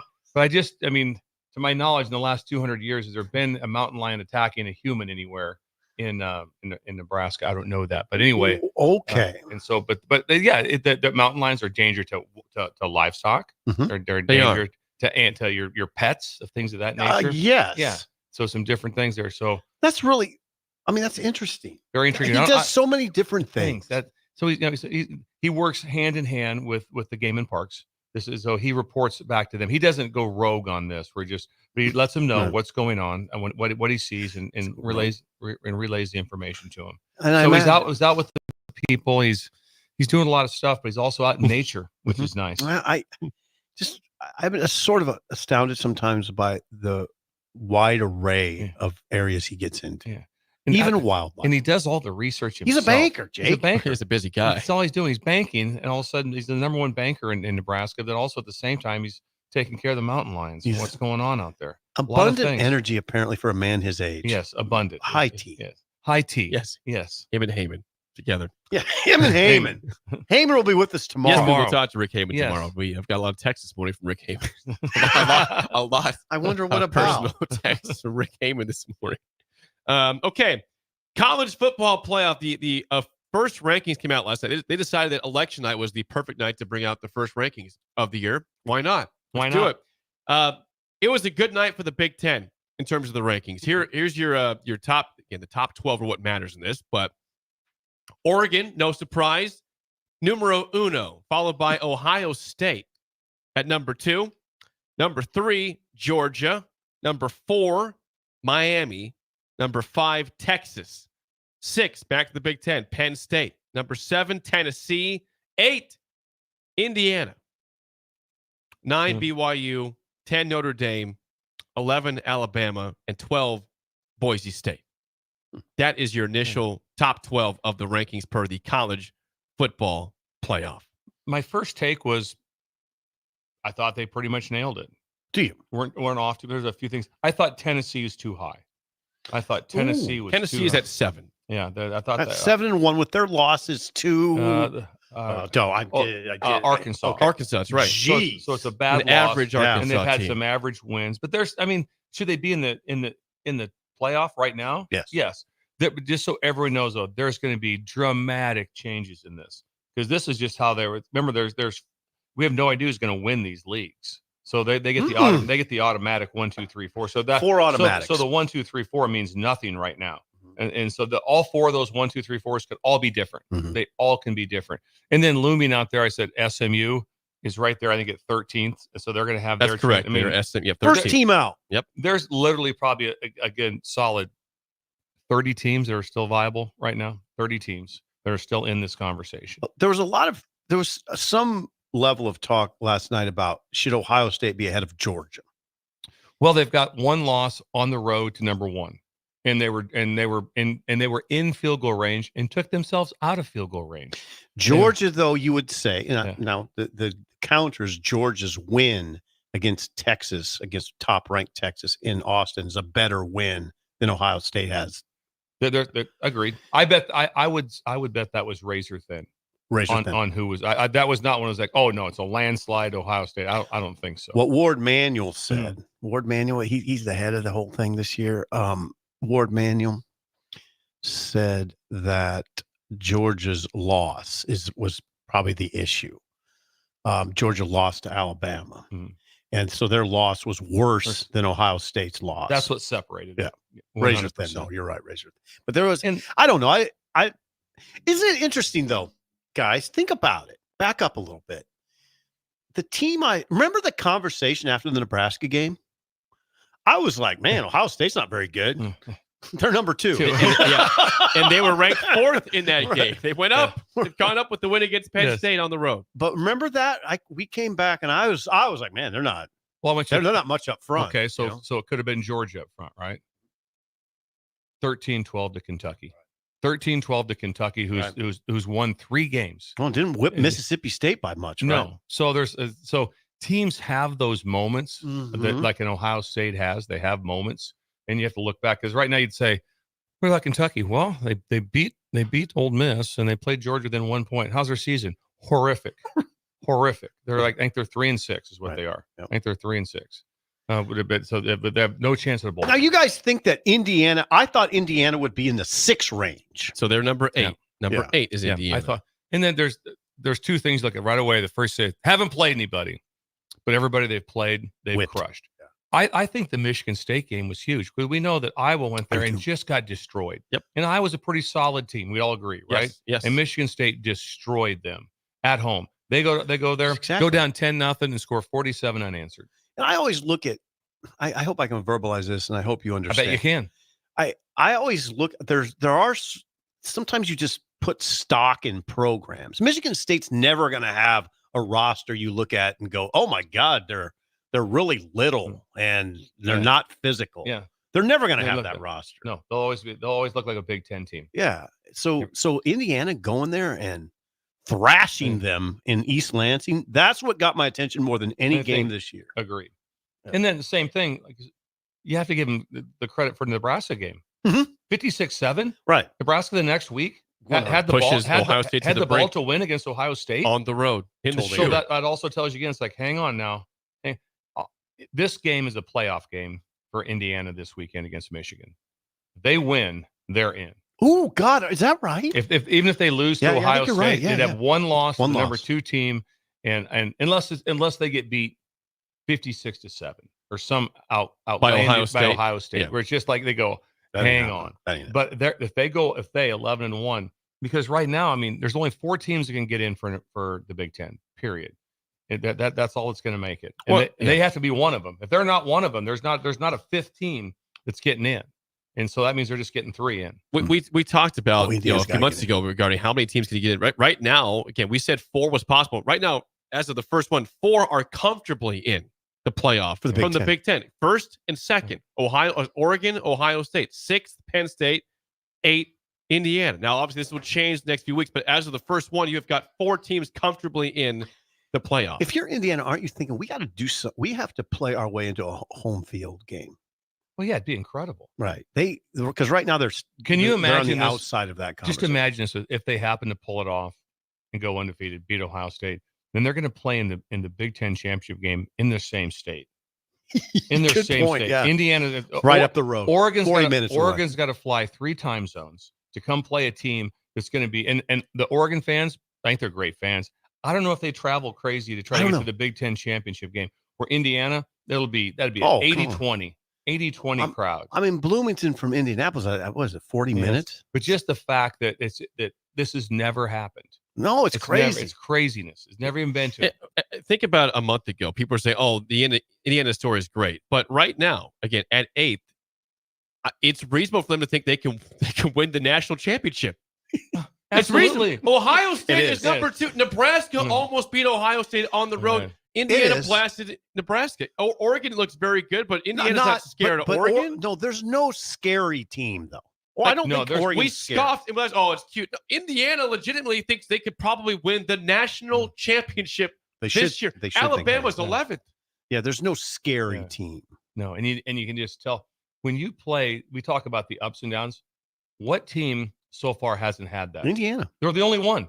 They're the only team. Downs I mean, at all. Alabama's had incredible ups and downs. Georgia, incredible up and down at that. Texas. Texas, well, it's not quite really, as not as much, quite. no. Just really just the big loss to Georgia. Texas looms, but they haven't large. had that one game. Now Mississippi State kind of hung around with them. They did. But it was surprising that. Well, Vandy hung around with them. What's that? Vandy hung around with Texas. Oh, it's they did. Right now, Texas' best win is Vanderbilt. That's their best win. Yeah, because Oklahoma's not that great. Oklahoma's not their best win. They don't have, and Michigan's not a great win. Their best win is Vanderbilt. Good God! Think about that. Think about that. Is that right? It's their best win. Yes, it's their best. Yeah, it win. wouldn't be Michigan. They win at Michigan, but that's not a big. So no one thinks much of. Guess who is looming? Only 8 spots out of a playoff. Bill. Deion Sanders in Colorado at number 20 in the initial playoff. They're number 20, and they've got. They are looming. They're looming. 20 with the direct path. Win out. Just win out. They'll win out, and they have a great chance to be in the Big 12 championship game. So then you always have a chance. So teams have chances right now. God. I said there could be mathematically it could happen. There could be a 7-way tie in the SEC at 2 losses. It could happen. Now, will it? No, that'd be like it's like trying to hit. Yeah, all I gotta do is hit a 17 parlay, and I'll make a bunch of money. It's kind of hard. Just try that. Try that every week. See how it goes. So Indiana, Michigan in Bloomington this week. Let's see if that line. It was 14 points to open for that in favor of Indiana. So what you're looking for is Indiana to sort of throw a clunker and show some vulnerability. Yeah. You wonder if they will. My guess is they won't. Have they thrown on the next week already? Does that come out? Please tell me that Indiana Ohio State's not the big noon kickoff. Please tell me that. I don't think it's thrown out yet. There. I don't think it's out there yet. Well, there's a bye week, so Indiana does not play the 16th. Ohio State does play Northwestern at 11 a.m. likely for that game. Yeah, I don't think that's not time. That's not official yet, though. But I really think this is a playoff game. I think if they beat Michigan, then they just have to play well against Ohio State, and they'll beat Purdue. That means they're 11-1. But man, don't you think that Indiana could beat Ohio State? Yeah, absolutely. They can win, and that's the second-ranked team in the country. We're looking at a potential national championship team, Indiana. That's why the Michigan game to me is really interesting. I just want to see if they keep rolling. Are you? Yeah, we believe you're for real. Now prove it again against the defending national champions. You really can't go with that. They haven't played anybody. Now they haven't played a great schedule. It's not great, but they rolled everyone. But they just destroy everyone. Oh, I know. I'm not. And at the time they played Nebraska, let's not forget Nebraska was 5-1. Right. I'm not going. Yeah. I don't go down that road with Indiana too far. It starts a little bit, then you just go easy. I've seen them. From Ryan in Delaware, he says, if Cignetti wins the national championship this year, does he automatically become the best college football coach ever? No, not ever. Well, Saban, obviously, yes. Saban, but it'd be the best coaching job in the history of mankind. In the history of the world. 1 year best coaching, nothing even close. Right. Nothing. If I would be Cignetti, I would probably retire and go to the booth. I'll never stop. I would just go to game day. I'll never top to game day. I'll just like, yes, I would just. I'm good. I'm done. I'm good. Here. That way, what's your plans for next year? I don't know. Hard to top. Oh, it'd be incredible. It would be the best coaching job. Yeah.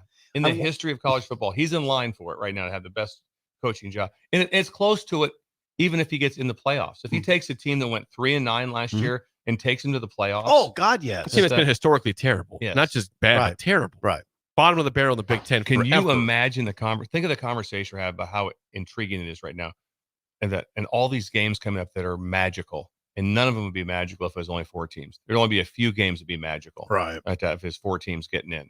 And so, like right now, you're always going to be mad about who is 13 and 14. Yeah. Always going to be mad about that. But at least no matter what, you got the top 8 right. You got the top 8 right. And so before, as I was like, do we even get the top 4 right? Right. Well, you got the top 8 right. So the other ones, there's always going to be some sort of conversation. But you want conversation because you want everybody talking about it. Keeps fan bases engaged with what's going on. 100. The teams on the outside looking in right now, but close. SMU 13, 14 Texas A&M, clear path. 15 LSU, clear path. 16 Ole Miss, clear path. 17 Iowa State, 18 still clear path. 18, they can win out. Yeah. Pittsburgh, 19 Kansas State with 2 losses now. I think Kansas State's not as clear. Pitt, Kansas State does not control their own destiny. Iowa State does. Yes. And Pitt probably does. Pitt does, yeah, with 1 loss. Colorado 20, Washington State in the Pac-2, number 21 in the country. For them. I'm really bummed right now that they're 7-1. Is it 7-1? Yeah. I wish they were undefeated. Just to cause more, just more of a stir. Yeah. Imagine if they were undefeated, there would be a lot of like, whoa. First of all, they'd be about 14th or 15th if they were undefeated. And can you imagine if the Pac-2 got in? Pac-2. Well, it'd be beautiful. It'd be poetic. Louisville 22, Clemson 23, Missouri 24, and Army number 25 in the initial college football playoff rankings from last night. Yeah. So who's Washington State's lost to? I'm looking right now. If you don't, and I think check that. I got it. I'm on it, Jake. I think Army's still alive also because if they win out, if they go undefeated and win the conference, it's the highest ranked deal, and Boise's ahead of them. Well, if Boise goes to the Big 10 Big 12, the Big Mountain West Championship game and happened to lose, the team that's been phenomenal has been Colorado State. I think they bounced back big time. Yeah, they have bounced back. Seriously, they got 6 wins, right? They're going to be in the Mountain West Championship game. They have 6 because wins now. They missed everybody. They missed Wait a second. Norvell's got them going. Yeah, they had a horrible start. I think they're 6-3. But look at their schedule. Their last games. It's been like New Mexico. it's been Nevada. They missed Boise and UNLV. I'm looking right now at the Mountain West Conference. Boise State obviously 4-0 in the league. They're 7-1 overall. Colorado State's 4-0 in the league. They are 6-3 overall after a terrible start. Jay. Yeah, 6-3. The Rams have turned it around. By the way, going back to Washington State, their only loss is to Boise State. 45-24. Yeah. They have at Boise. Yeah, they have some decent wins. If they would have won that, give us their wins. They're decent. They've beaten Texas Tech. It's a good win. They beat Washington. It's a good win. Oh, wait, Tech just beat Iowa State, by the way. Yeah. Knocked off their undefeated season. Yeah, I think, Fresno State, they've won. Washington State. San Diego State, blah. If they would have beat Boise right now, they'd probably be in the playoffs. Isn't that amazing? They were Boise at 12. They'd be 12th or 13th. And I can't name their head coach. I hope you can. Jake Dickert. Yep. Dickert's still there. Yes. Yeah. Took over through the Rolovich. I'm not getting Nick Rolovich. Yes. I'm not getting the COVID shot. I'm not getting the COVID shot. It's not coached again. I would have got the shot. I think I'd have been like, Rolovich planted his flag. Yeah, he did. And he's certain things playing about that. He's on his own island. Here's what we're doing. We got to get. I'm not doing it. Well, the job pays $3 million a year. Does that interest you? No. I'm sticking with my guns, baby. When we come back, God love him for doing that. Bill's Thrills on The early Thrills. break on the ticket. You're listening to Early Break with Steve Sipple, Jake Sorensen, and Bill Busch. Sponsored by Midwest Bank on 93.7 The Ticket and theticketfm.com. When you're in the stands and have the ability to control your irrigation in the field, it's a game-changing moment. Valley is where farming meets end zone efficiency. With AgSense remote irrigation technology, farmers become the MVPs of their fields. Experience real-time, play-by-play action and control that keeps you ahead. Score big with irrigation technology from Valley. It's technology that improves your life and lets you be at the game and in the game. Find your local Valley dealer at valleyirrigation.com. All right, Rico, let's do the final checklist before we head out. We have a lot of people coming to the tailgate today. I'm ready. Burgers? Check. Chips? Check. Icy cold beer? Check. Except this one. I'm forgetting something. Wait a second. Where's the Führer's cheese spread? I can't stop eating it. Rico, relax. I always pack extra. It's the biggest hit of the tailgate. For the best appetizer, party dip, and tailgate snack, load up on Führer's cheese spread today in most local grocery stores. Are you ready for a new opportunity? Check out Sandhills Global. Join a dynamic team where your skills are valued and your career can soar. We offer full-time positions with a 4.5-day work week, competitive pay, excellent benefits, and a positive work environment. From IT and marketing to sales and finance, we're looking for talented individuals like you. Apply today at sandhills.jobs and take the first step towards an exciting future. That's sandhills.jobs. Don't wait. Apply now. Unearth the secret to long-lasting tires at Tread's Central Tire Pros, a league apart in commitment, service, and expertise. This isn't just about rubber meeting the road, but trust, safety, and surety converging in perfect harmony. This is where expectations are exceeded every time. Make your appointment today at Tread's Central Tire Pros, just south of Cortland on Highway 77, or visit our website to explore our services. Remember, when it comes to tires, choose Tread's Central Tire Pros because we tread differently. You never think cancer will happen to you. I smoked for over 40 years. My doctor recommended that I get annual lung cancer screening. They were able to catch my cancer at stage 1. It's never too late to quit. Even if you're still smoking, you need to ask your doctor about annual lung cancer screening. Just 30 minutes a year could save your life. Call the Nebraska Tobacco Quit Line, 1-800-QUIT-NOW, 1-800-784-8669. Paid for by Tobacco Free Nebraska. Aired with the Nebraska Broadcasters Association and this station. Salt Mine City is now open at 8th and R in the Haymarket. Come check out Lincoln's newest brewery with 12 beers on tap, including the popular Single Axle Light American Lager, Brick Street Amber Wheat, and so many more. There's daily drink specials like $1 off Moscow Mules on Tuesdays, $6 IPAs on Fridays, and $6 Bloody Marys on Saturdays. Stop by Tuesday through Thursday from 4 to 9 p.m., Fridays 4 to 11 p.m., Saturdays 11 a.m. to 11 p.m., and Sundays from noon to 8 p.m. It's Salt Mine City, Lincoln's newest brewery at 8th and R. Have you been injured in an accident and don't know where to turn? You need an attorney you can trust to handle your case with professionalism and compassion. The attorneys at Liberty Law Group understand that a call to an attorney is a call for help. If you've been injured, we want to help you. Liberty Law's experienced attorneys are committed to the pursuit of justice for those injured. Call Liberty Law and find out how we can help you get the compensation you deserve. Call 877-42-LIBERTY. Call the trial attorneys you can trust. 877-42-LIBERTY.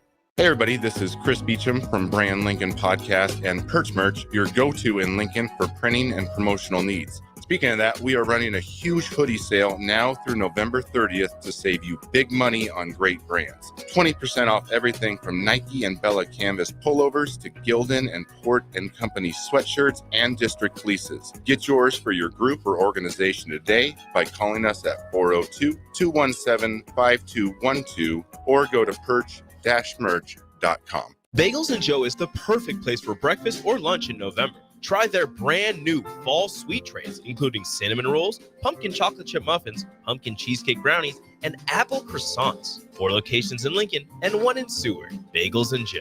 The electrical workers of Local Union 265 are now hiring licensed journeyman electricians from $32.50 to $42.50 per hour with paid benefits. And if you're looking for a new career, they're hiring apprentices at $19.50 per hour with paid benefits. Call the office at 402-423-4497 to apply. Start your electrical career today.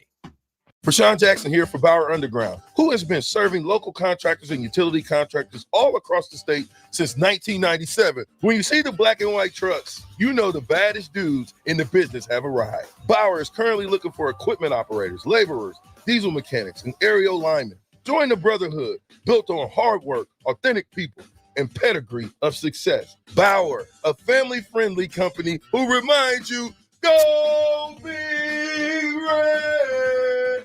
You have a big investment in your farming operation. Let Landmark Implement help you get the most out of your equipment by investing in pre-season service inspections. Let our John Deere trained and certified technicians provide you with a complete list of repairs that will help your equipment perform better and deliver maximum performance. At Landmark, buy 3 equipment service inspections and get the 4th free. Contact your local Landmark service manager for details and experience the Landmark difference. We're on the air. Back. Well, party's starting early today, isn't it? To more of Early Break on 93.7 The Ticket and theticketfm.com.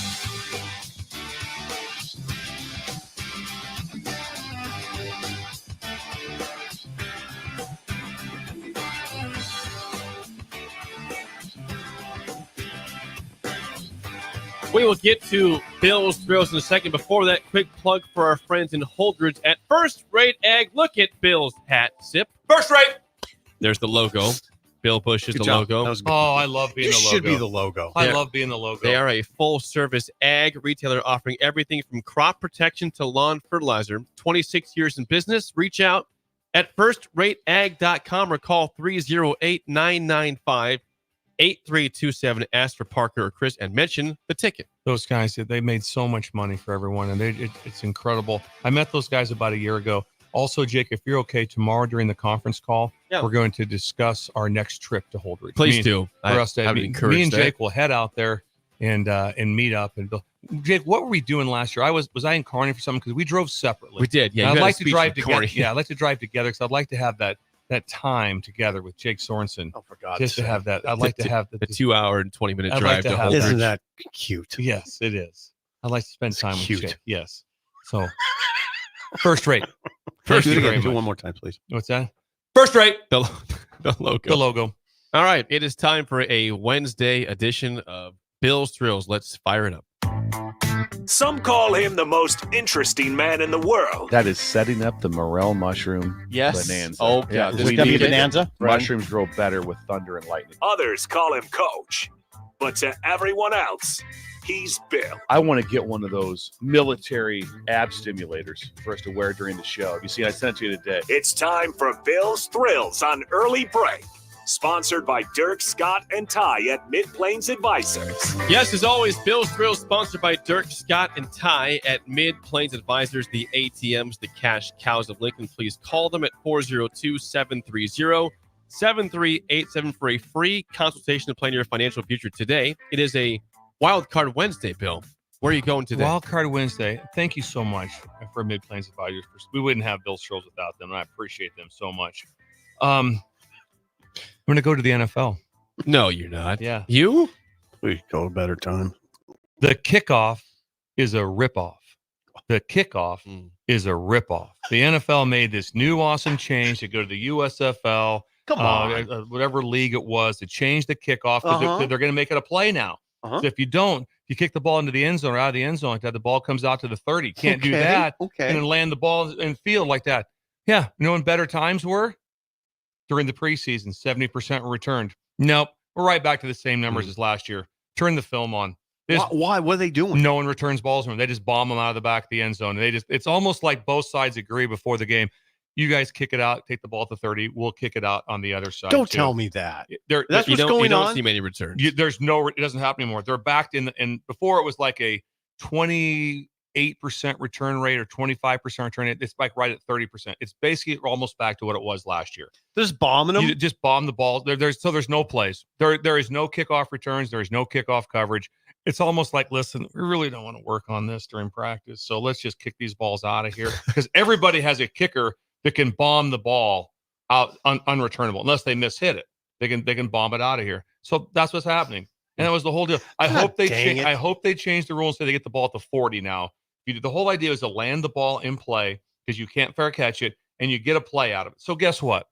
Returners are valuable on a team to make a team. They're not as valuable for you right now. Do you move the kickoff back then? Is that what we're talking about? No, what they say is the ball has to land in this certain area. Right. And if it does like that, you have to return it.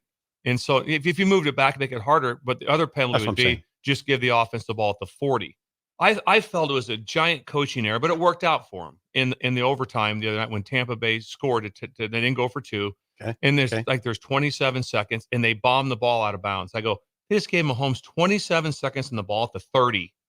And Buckner can make Instead it from about him, like 65-yard field goal. You said make him return this. Yeah, and make him use the clock. I'd much rather have the ball, the clock ticking in the hands of the returner than Mahomes. I don't want the ball in Mahomes' hand. It would have violated the pregame agreement. Yeah. We're not returning. You're not returning. I don't know. Like I said, that's a crazy joke, but no, you're joking. But just watch the games. Just watch the games. God, why wouldn't you do that? It's not part of the game anymore. It just went away. Oh, no one does it. It looks ridiculous. You got both teams at the 40-yard line. Now they're all lined up, and both teams that they do, they kind of go, huh, because they tell them when the kickoff team out there, go, what are we doing? We're kicking it out of the end zone, and they just kind of go, huh. Ball lands back to the end zone. And everyone jogs off. They're kind of they're lined up on people, kind of, hey, good, everybody cool, like that, and jog off to your side. There's no kickoff return. It doesn't happen anymore. Because what? But what's that? The kickoff is a ripoff. Yeah. I was so excited to see it start. I'm like, okay, because also, guess what? So now special teams like that coordinator was a big deal. And, if you want to, even in college, you can kind of opt out. Because I used to always think, okay, do we want to give them the ball to 25 all the time? Should we try to can we kick a ball to make them return it so that they have to try to just give them the ball to 25? Yep. They get the ball to 30. At the 30, they bomb it out and say, take the ball to 30. That's starting this. How excited do you get when a kickoff team when gets it to the 30? When they were, that's really huge. You know how hard it is to return the ball, and the ball lands at the 1 yard into the 30. Oh, it's really return. hard. It's a great return. It's really hard to do. But they're saying like, nah, we're not. No big deal. I don't get this. Is it an injury issue? Like, do they say, well, I don't know. I don't know. No, because they took the violent collisions out of it. First of all, they changed a long time ago, back when they used to go wedge. Then they had people remember the wedge busters. So it'd be a guy running down for 50 yards and just barrel into. What was that guy's name? Lance Gray was incredible for Nebraska. Lance Gray. Lance Gray was a wedge buster. Yeah, there's wedge busters. They'd be unblocked until the wedge. And then also imagine just being in the wedge. What we got going on, guys? We're going to come together. They're going to have a guy that gets a 50-yard run at our face. Right. I mean, so that's like, Lance okay. Gray. Yeah, so it was incredible. They took that out. Kamikaze, Jake. He was kamikaze. They took that out. Yeah. And but then now they say, you know what? We're going to add it back in. We're going to make it a play. Because but last year, it wasn't a play at all. There was no kickoff. So imagine being a special teams coordinator. Okay, let's talk about kickoff return. I talk about one thing. We're going to talk about the hands team. So, because that's what we have to be able to do. We have to be able to recover an onside kick. Because what about the other part, Coach? Doesn't happen. They just boom the ball out of here. If not, don't you still got to cover it to a certain extent? Yeah, you have to cover it to a certain extent. But when you line up and you're the kickoff guy, if you knew you have an unbelievable kicker, that's the time where you could rest a couple people and say, listen, we don't need him on kickoff. Because why? Because the ball's going to land the back of the end zone. They're not going to return this kickoff. So no, there's variables though. What if you're in a Buffalo and the wind's blowing? There's always variables. There's some variables to it. You might have. You have to cover them. But the theory is, and the theme is, boom, just kick it out of here. God. And so God, what a ripoff. Yeah. And so everybody's excited. I said it on air here. I'm so pumped for this. It's become a play again. I go, and this is going to move into college. And with college is probably different because you still see some returns in college. You do still see some have to cover. But all of a sudden, if I'm sitting there and I'm going like, do we really want to give him the ball at the 30? If I'm the D coordinator, I'm like, no. Kick the ball and go tackle him at the 20. I was optimistic. 25 in college. Yeah. No, but I'm saying kick the ball and make him return it and then tackle him. Right. I know. I hear. I know what you're saying. In the NFL, you can't fair catch it. So if the ball's in play, it's in play. In week 1, the Cardinals had a kickoff return for a touchdown against the Bills, which said, okay, here we go. We got some life. Okay. Kickoff return. It's been very quiet since I think it's been 1 or 2 more in the league that happened, but it's not a huge play. You thought maybe that would be a sign of things to come. Not so much. So when they jog out there now, you can stay in your kitchen, get yourself something to eat. What's going on? Kickoff. No. I'll be back when we get the ball at the 30. You would have to address the hands team. Yeah. That'd be the team I'd be working on the most because kickoff return. He's like, no, we're not doing it. Mm-hmm. We're not interesting, doing that. Bill. Yeah. That's really interesting. That's too bad. Anything from the text line, Jake?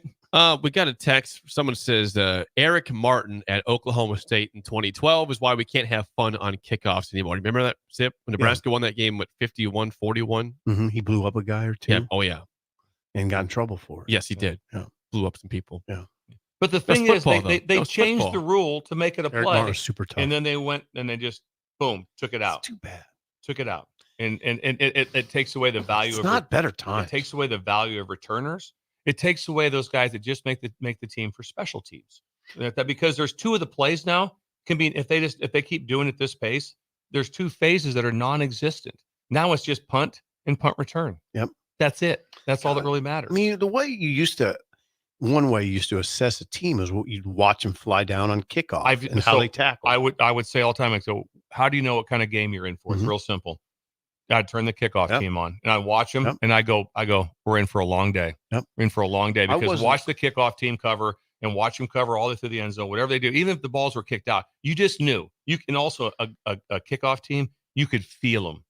You could feel them. You could just feel them on the I don't have a coaching background. And when I was probably 16, I ascertained that. That's why I'm a natural football, I have natural football knowledge. I used to And say that all the enthusiasts. time. Watch the kickoff. Yeah. Watch the dudes go Yeah. down, and you'll know about this team. Yeah. Right away, you can tell Yeah. like that. You set the tone when your kickoff team just Obliterate the guy? just thundering down the And they're field, jumping around like banshees. Yeah, you're like Yeah. going, or the ball gets kicked out and the guy waves it off or whatever like that, and then all 10 guys just wave right through him, and they're just kind of going like, and it's like you're like going, oh, please bring it out, and that guy's going like, I'm not bringing it out. I'm not doing that. I'm not good, doing man. that. I'm not doing that. And so dudes. the play got taken away when in college, and they went to the fair catch to the 25. A lot of it went away, but there's still some that do it. Still some that 25. Okay, whatever. It's not 30-yard The line. 30's ridiculous. You got to remember like that. Like You're I said, giving him the ball at the 30. so I said the same thing. If you go back and look what happened, remember when Kansas City had the unbelievable when they beat was it Buffalo? Yeah, Buffalo in the playoffs. Yeah. Yes. Same thing. They boomed the ball out. Mhm. Make the kickoff return team work. Put the ball. Don't have it in Mahomes' hands because it took away another play. There were 13 seconds left. You could have made them waste 3 or 4 or 5 seconds. That was it. And so you're going to take at least it's probably a 7-second play. It really is a set. By the time when the ball catches, when he catches it in play, the clock starts. And so that's unless he goes, he just falls on top. Unless it just falls down. He could go down. But if you kick the ball to like I said, if you kick the ball to he's got to cover it, and he eats up time. Right. I felt the same thing when they gave him the ball. They just got lucky on the missed interception. They had the right call. They ran the same play. The Chiefs ran the same concept that they did to the Bills 3 years ago, and that's when when Minnifield about picked it off. Yeah, on third. If they get that ball completed and get him blocked, they're going to have the ball screaming up the field. Yep, and it's going to get back to interesting again. But there's a lot of things with it. So good one. The kickoff is a ripoff. That is Bill's Thrill, sponsored by Dirk, Scott, and Ty at Mid Plains Advisors. Let's play the game show. Give us a call right now at 464-568. Your chance to win a business box of bagels to Bagels and Joe. Today is a wild card Wednesday. If you're watching any election coverage last night, you probably would have saw some of this, but postal code abbreviations. Nebraska is NE. What are the other states' postal codes? Okay. That's a 40% chance. I think we should go 4 for 4 today pretty easily. Got a I chance. think. You know your USA postal codes for states. Please call us right now at 464-5685. I like this game. Shut Up, Sipple starts right now. We've all been there. You're listening to the radio, and then that rage starts to grow inside of you. It starts to consume you. It gets to a point where you just want to yell, "Shut up, Sipple!" No, sorry. I'm sorry. Well, here's your chance. It's time to shut up, Sipple. Call now to play. 464-5685. Shut up, Sipple. Brought to you by Bagels and Joe. All right, 464-5685. Call the Nick Down Sip and Bill in trivia. On the week, you guys are 0-2, 35-32 overall. Okay, not bad. We feel, 3 games we feel over. okay about postal codes. We though, still have right, a winning week. We can still have a winning week. Was the name Matt, young Ben? Oh, Matt's okay. Ben's. Matt. Sorry to bother you, Ben. Matt, how do we feel about postal codes today? This shouldn't be a problem. Sorry to bother you, Ben. I think we should go 4 for 4 today. First question will go to Matt and Bill. If you need him, will be a lifeline for you. Okay, Jake, I know how it goes. Matt, just confirming those who are tuning in for the 2 first straight time. years. Bill's a lifeline. Matt, what is the state postal code for Louisiana? Louisiana, L.A.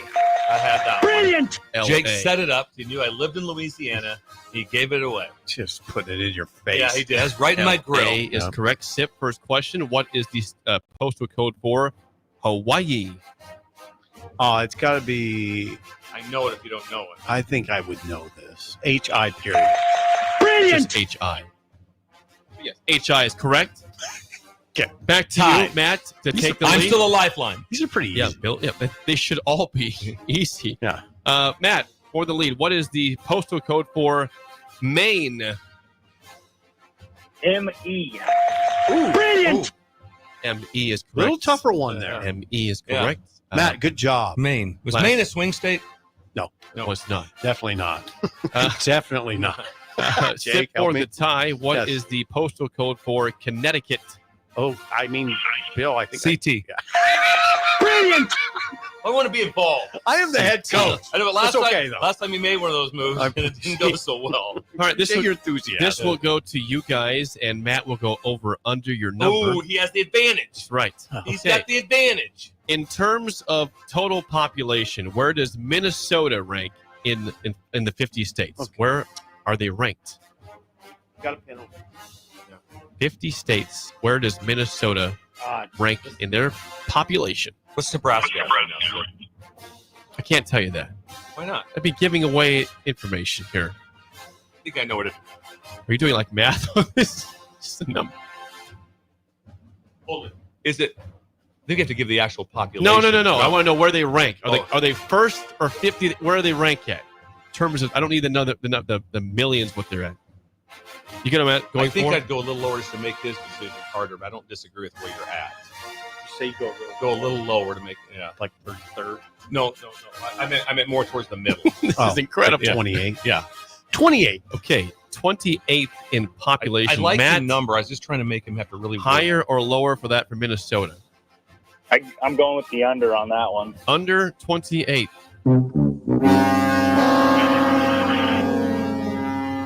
Big flex. I guess I should ask, what do you mean by under on that Uh-oh. one? Doesn't matter. You already horned him. They rank under. 22nd. They're higher. They'd be higher than 28. Oh, well, that's what I meant. Well, Whatever. It don't matter. I usually Hey, you know Google what? Anyway. Here's the deal. You have to take the loss, but you still get the box. yeah, we'll get you bagels. Matt, don't You worry. get your dozen yeah, bagels. we'll get you bagels. Yeah. Hey, We're not going to Jay, be that controversial here. Yeah. Yes, Jay, Matt. Usually when I listen to this show, I think that you got the best job in the world working with these two guys, but not so much today. Okay. All right. Well, I guess not today. Thank you, Matt. Appreciate it. Thanks for calling in. What is that? I'm not sure. I don't know. Wonder what Matt happened. took shots at us. That's okay. Maybe because we won. Anyway, so Minnesota is number 22. 22. Yeah, they have 5.73 million people. Nebraska, 38 at just shy of 2 million, 1.98 Ooh, I'd have guessed. million. I was thinking 2-2 on Nebraska. Oh, what is it? 1.98 is what I'm seeing on the Minnesota's that populated. We have Minneapolis, big city. And St. Paul. Yeah, the Twin Cities. Yeah, they got those going for them. That was a strange comment by Matt. I don't. Yeah. What do you mean, Matt? What are you I'm getting at there? I don't think we haven't said anything crazy, controversial. A proper show, I think, today. Yeah. Whatever. It's a win. 1 and 2 in the week. W. Thank you. The Thank spillover is next on Early Break on the Ticket. You're listening to Early Break with Steve Sipple, Jake Sorensen, and Bill Busch. Sponsored by Midwest Bank. On 93.7 The Ticket and theticketfm.com. Ticket listeners know a dream team when they see one. At Applied Connective, we've been in the game for 20 years and have developed a team of world-class leaders in all things IT, from cybersecurity and Microsoft products to physical security, audio-video, infrastructure, business phone systems, and anything in between. We'll help you leverage technology to become your most secure, efficient, and profitable. Head to our website to check out real reviews and testimonials and sign up for a free tech consultation. We can show you where you might be vulnerable, inefficient, or overspending. It's a game changer, and it's totally free. Claim yours right now at appliedconnective.com. This is Lincoln's home for sports talk on the FM dial. Also online at theticketfm.com. On the internet. KNTK FM Firth, 93.7 The Ticket. NEPCO is hiring CDL drivers for ready-mixed concrete, Husker concrete, and Beatrice concrete. NEPCO offers great pay, medical and retirement benefits, paid time off, and they pay for CDL training. Apply today and start your new career with a $2,500 hiring bonus. From NEPCO's beginning in 1908, it's the employees that have formed the company's solid foundation. Start your career today. Visit nebcoinc.com. That's NEBCOINC.com. Before you start blowing and raking leaves this season, make sure you know where they go. Yard waste is not garbage, especially in Lincoln, where it's converted into earth fuel compost. All grass clippings and leaves must be separated from household trash from April 1st until November 30th each year. It's the law. Yard waste belongs in a paper lawn bag, or you may request a bin from your trash hauler who will pick it up for a small fee. Remember, no trash or branches are allowed in yard waste. Get the details at lincoln.ne.gov/recycle. Automotive Solutions is Lincoln's one-stop shop for all your vehicle needs. From vinyl wraps to engine repair and maintenance, Automotive Solution offers fleet services as well as printing and graphic design for vinyl applications, plus installation of vinyl for boats, trucks, cars, and anything else you want wrapped. Perfection is their standard, and they never settle for less. Call today at 531-249-5600 or go to automotivesolutionslincoln.com to learn more. That's Automotive Solutions, 2040 Southwest 5th Street in Lincoln. Now that Halloween is over and you're gearing up for Christmas, it's time to head to Tailored Life in Bennett to get ready with local shopping. Make the short drive down Highway 2 for tons of items for your home for both indoors and outdoors.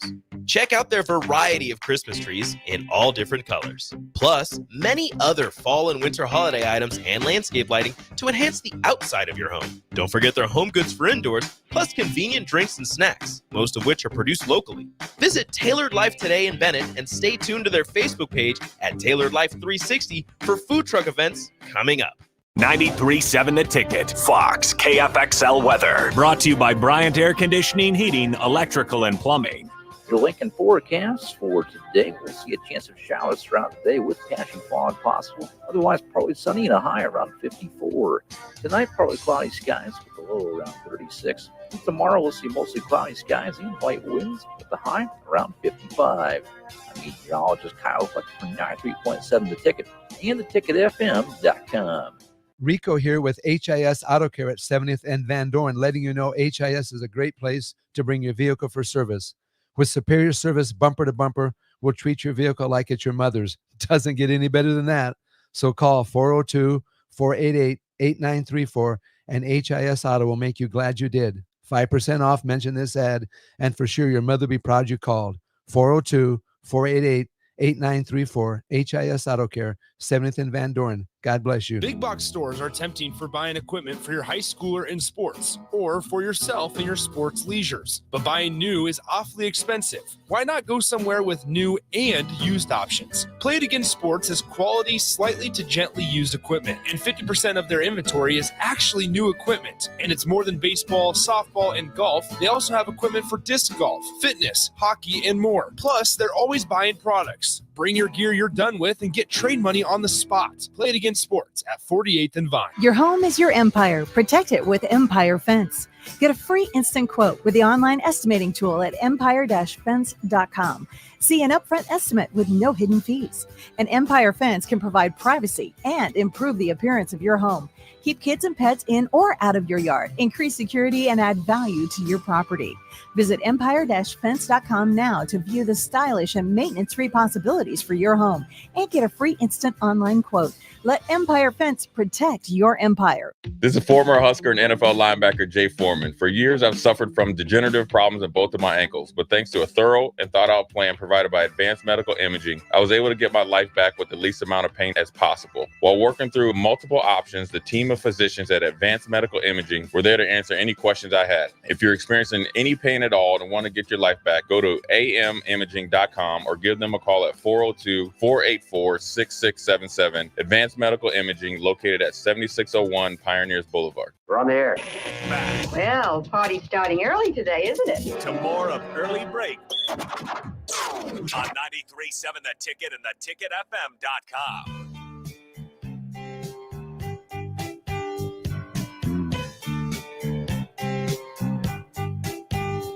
It is time for the spillover with Raph and AD, sponsored by our friends at Raising Cane's Chicken Fingers. One love. Gentlemen, good morning. Good to see you here on a Wednesday.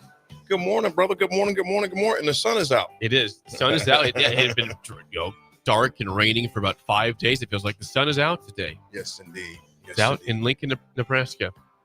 So good to have you here. The news of yesterday, of course, in the sports world is that Nebraska is adding Dana Holgorsen as an offensive analyst to help out with the team. 3 games to go, of course, the bye week now, and 3 games to get 1 win at least to get to a bowl game. This happened live when you guys were on the air yesterday. The news broke when you guys were on the air. Yes. Take us back to your initial response, and then now that we're 24 hours later, is it the same as your initial response to Dana Holgorsen at Nebraska? Raph, go ahead. Yep, still the same. It's going to be interesting to see how they go about it, or what the plan is. because I mean, look at it right now. The cat's meow in the NFL right now is Cliff Kingsbury at the Washington Commanders. So we kind of got the guy that sort of trained Cliff Kingsbury to be a coach back in the day at Texas Tech. No, it wasn't Texas Tech. It was Houston. Houston. Right. So Houston. So I'm interested to see what they incorporate. I mean, we needed something to stir the drink a little bit. It's proactive. That offense was a little stale. A little being kind there. Hey, now wait a second. I want to catch myself and ask you guys a question. I keep saying it's proactive, or is this more reactive? AD? Sip, that's a good question. I think it's. I don't think those have to be mutually exclusive. Okay. I think those two can be reactive, and then saying, you know what, reactive, and then I better do something. Right. You know, I don't think those things have to be mutually exclusive. Okay. I think that the more I studied about Dana, first of all, I didn't realize he was an Iowa guy. Yeah, Went to Mount Iowa Pleasant. Wesleyan. Yep. Mount Pleasant. Yep, from Mount Pleasant, Iowa. I didn't realize he was a Midwest guy. Yeah. I did not realize that, especially a neighboring state. Not saying that makes you a better coach here or there, but I didn't realize he was that close to Nebraska. Mhm. But the more that I've slept on this thing, studied up on this guy, he's been successful for the most part everywhere he's went. Maybe not, like I said, his winning 91 and 62 or something like that. Yeah. Give or take. So his winning percentage is up. It's solid. Now the thing that is very solid is his offensive performances. Right. There is no denying those numbers. And to your point, so I will say I think it was both reactive and proactive. Not to do anything is to keep doing the same thing. Right. And so I thought it was. The more I think about it, I think it's a good move. I think I'm going to be curious to what it does to the coaching psyche of the coaches that are currently on the staff. Well, it makes things uncomfortable, but sometimes discomfort's a really good thing. Absolutely. I mean, especially when you're struggling. Yeah, we've already been and uncomfortable. you need to be proven that you can get better. I'm a fan of discomfort.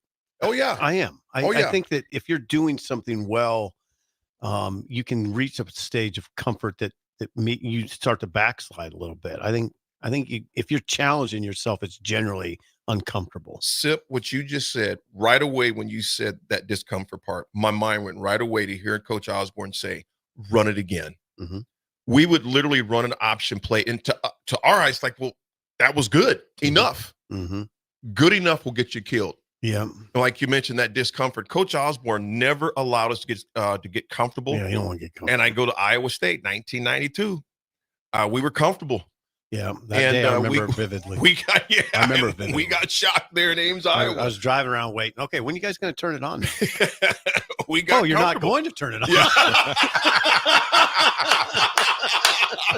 It's not gonna happen today. It's going to be a long trip back to Lincoln. Take this one off. So, yeah, I mean, proactive is 3 games left. You make this sort of remarkable, unique move by bringing in these 2 veteran coaches to oversee it. But, yeah, I mean, I imagine now we're sort of making an assumption that there's discomfort. It's hard to imagine it not being somewhat discomfortable for the sitting coaches, right? Oh, yeah. If you're a competitor, you're not comfortable in that situation at all. So that'd be like someone, in all of our positions, Jake, someone coming over, you looking at, you've been doing the soundboard for years. You know what you're doing. Someone just kind of looking over your eye, making sure, you know what? And like you said, that would be a little unsettling. Yeah. Absolutely. Sip someone's every time you're right. What word you Or type there? What was your headline there? I mean, right. That would be unsettling. If they came into your show and said, "Hey, we like your show." If DP said, "We'd like your show, but we're going to have someone sit in and kind of see how you guys do things." Oh, you are? Mm-hmm. Yeah, great. That'd be fun. Mm-hmm. Yeah. So it's also, I hope those guys look at it like, we need a win or 2 here. And if this can help us, Nebraska's not that far away. These games are close. And if it just means a couple extra good plays, a couple extra good sets, that you get a little bit out of it, that might put you over the top. And Rav Rule said, if you listen to his press conference on Monday, he said it twice at the end. It was very striking to me. There's nothing I won't do to get us over the hump. There's nothing I won't do. So I think he said that with this in mind. He probably already had it. Well, he obviously had it in the works already. Mm-hmm. And here it is. Now the question I have too is there somebody else over there? I don't know. You could be bringing in somebody. Yeah, are they else. done? Right. It's very positive. This is the start. Is there more to come? Right. Well, I would say at this point, we're now, this is going to seem far-fetched, but this is the reality. You have 3 games left Mm-hmm. to where you could still, now this is going to sound far-fetched as hell, you could still go 8-4. No, yeah. That's the reality. It's on the table. Everything's on the table. The possibility is there. And if you're not thinking that, Ohio State, what's that? We were thinking that after the Ohio State game, we're like, oh, well, we played with those guys. We should be able to win out the rest of the game. Let's go 4-0 in November. Yeah. You can still go 8-4. Is it available? Yes. Of course it is. Does it seem likely by what we've seen? You wouldn't be human if you didn't have some doubts. You wouldn't be human. However, with the one thing that's not a doubt is you have 3 games That's left. facts. I always hope, one thing I always hope, and you guys were high-level athletes, I always hope that those guys over there don't think like we do, like the fan base and media. Like, I hope they don't look at it and go, God, they'll be lucky to win a game. I hope they're not thinking that way. That starts with Matt Rule. Yeah. I always hope that. Like, I always hear these conversations like, how do you think they are, Sip? I don't know. But they don't have to be like the fan base and media. I hope that their mindset's much different. And you know what? So I like you're spot on. And the only people that know that are the guys that are there day in and day out. I don't and know anybody else can, wander, pontificate, whatever. The only people that know that is the guys that are down there every day. Right. There's just as a journalist, it's always hard for me because to answer some of the questions that people have, I would have to be there in their room, in the locker room, at practice, at the training table to hear how guys are, to see what the mood is, the vibe is. How are the leaders acting? How are the non-leaders acting? What's the vibe from the coaching staff? That's stuff it's sort of unavailable to you, but it's incredibly important. We will see if any other news comes the rest of the week for the team. But again, Holgorsen in as analyst, Phil Snow is going to at least be around in some capacity, and we'll see beyond that. That's it for us. The Drive with Raf, AD, and AG is next for Steve Sipple and Bill Busch. I am Jake Sorensen. We will see you tomorrow. Have you been injured in an accident and don't know where to turn? You need an attorney you can trust to handle your case with professionalism and compassion. The attorneys at Liberty Law Group understand that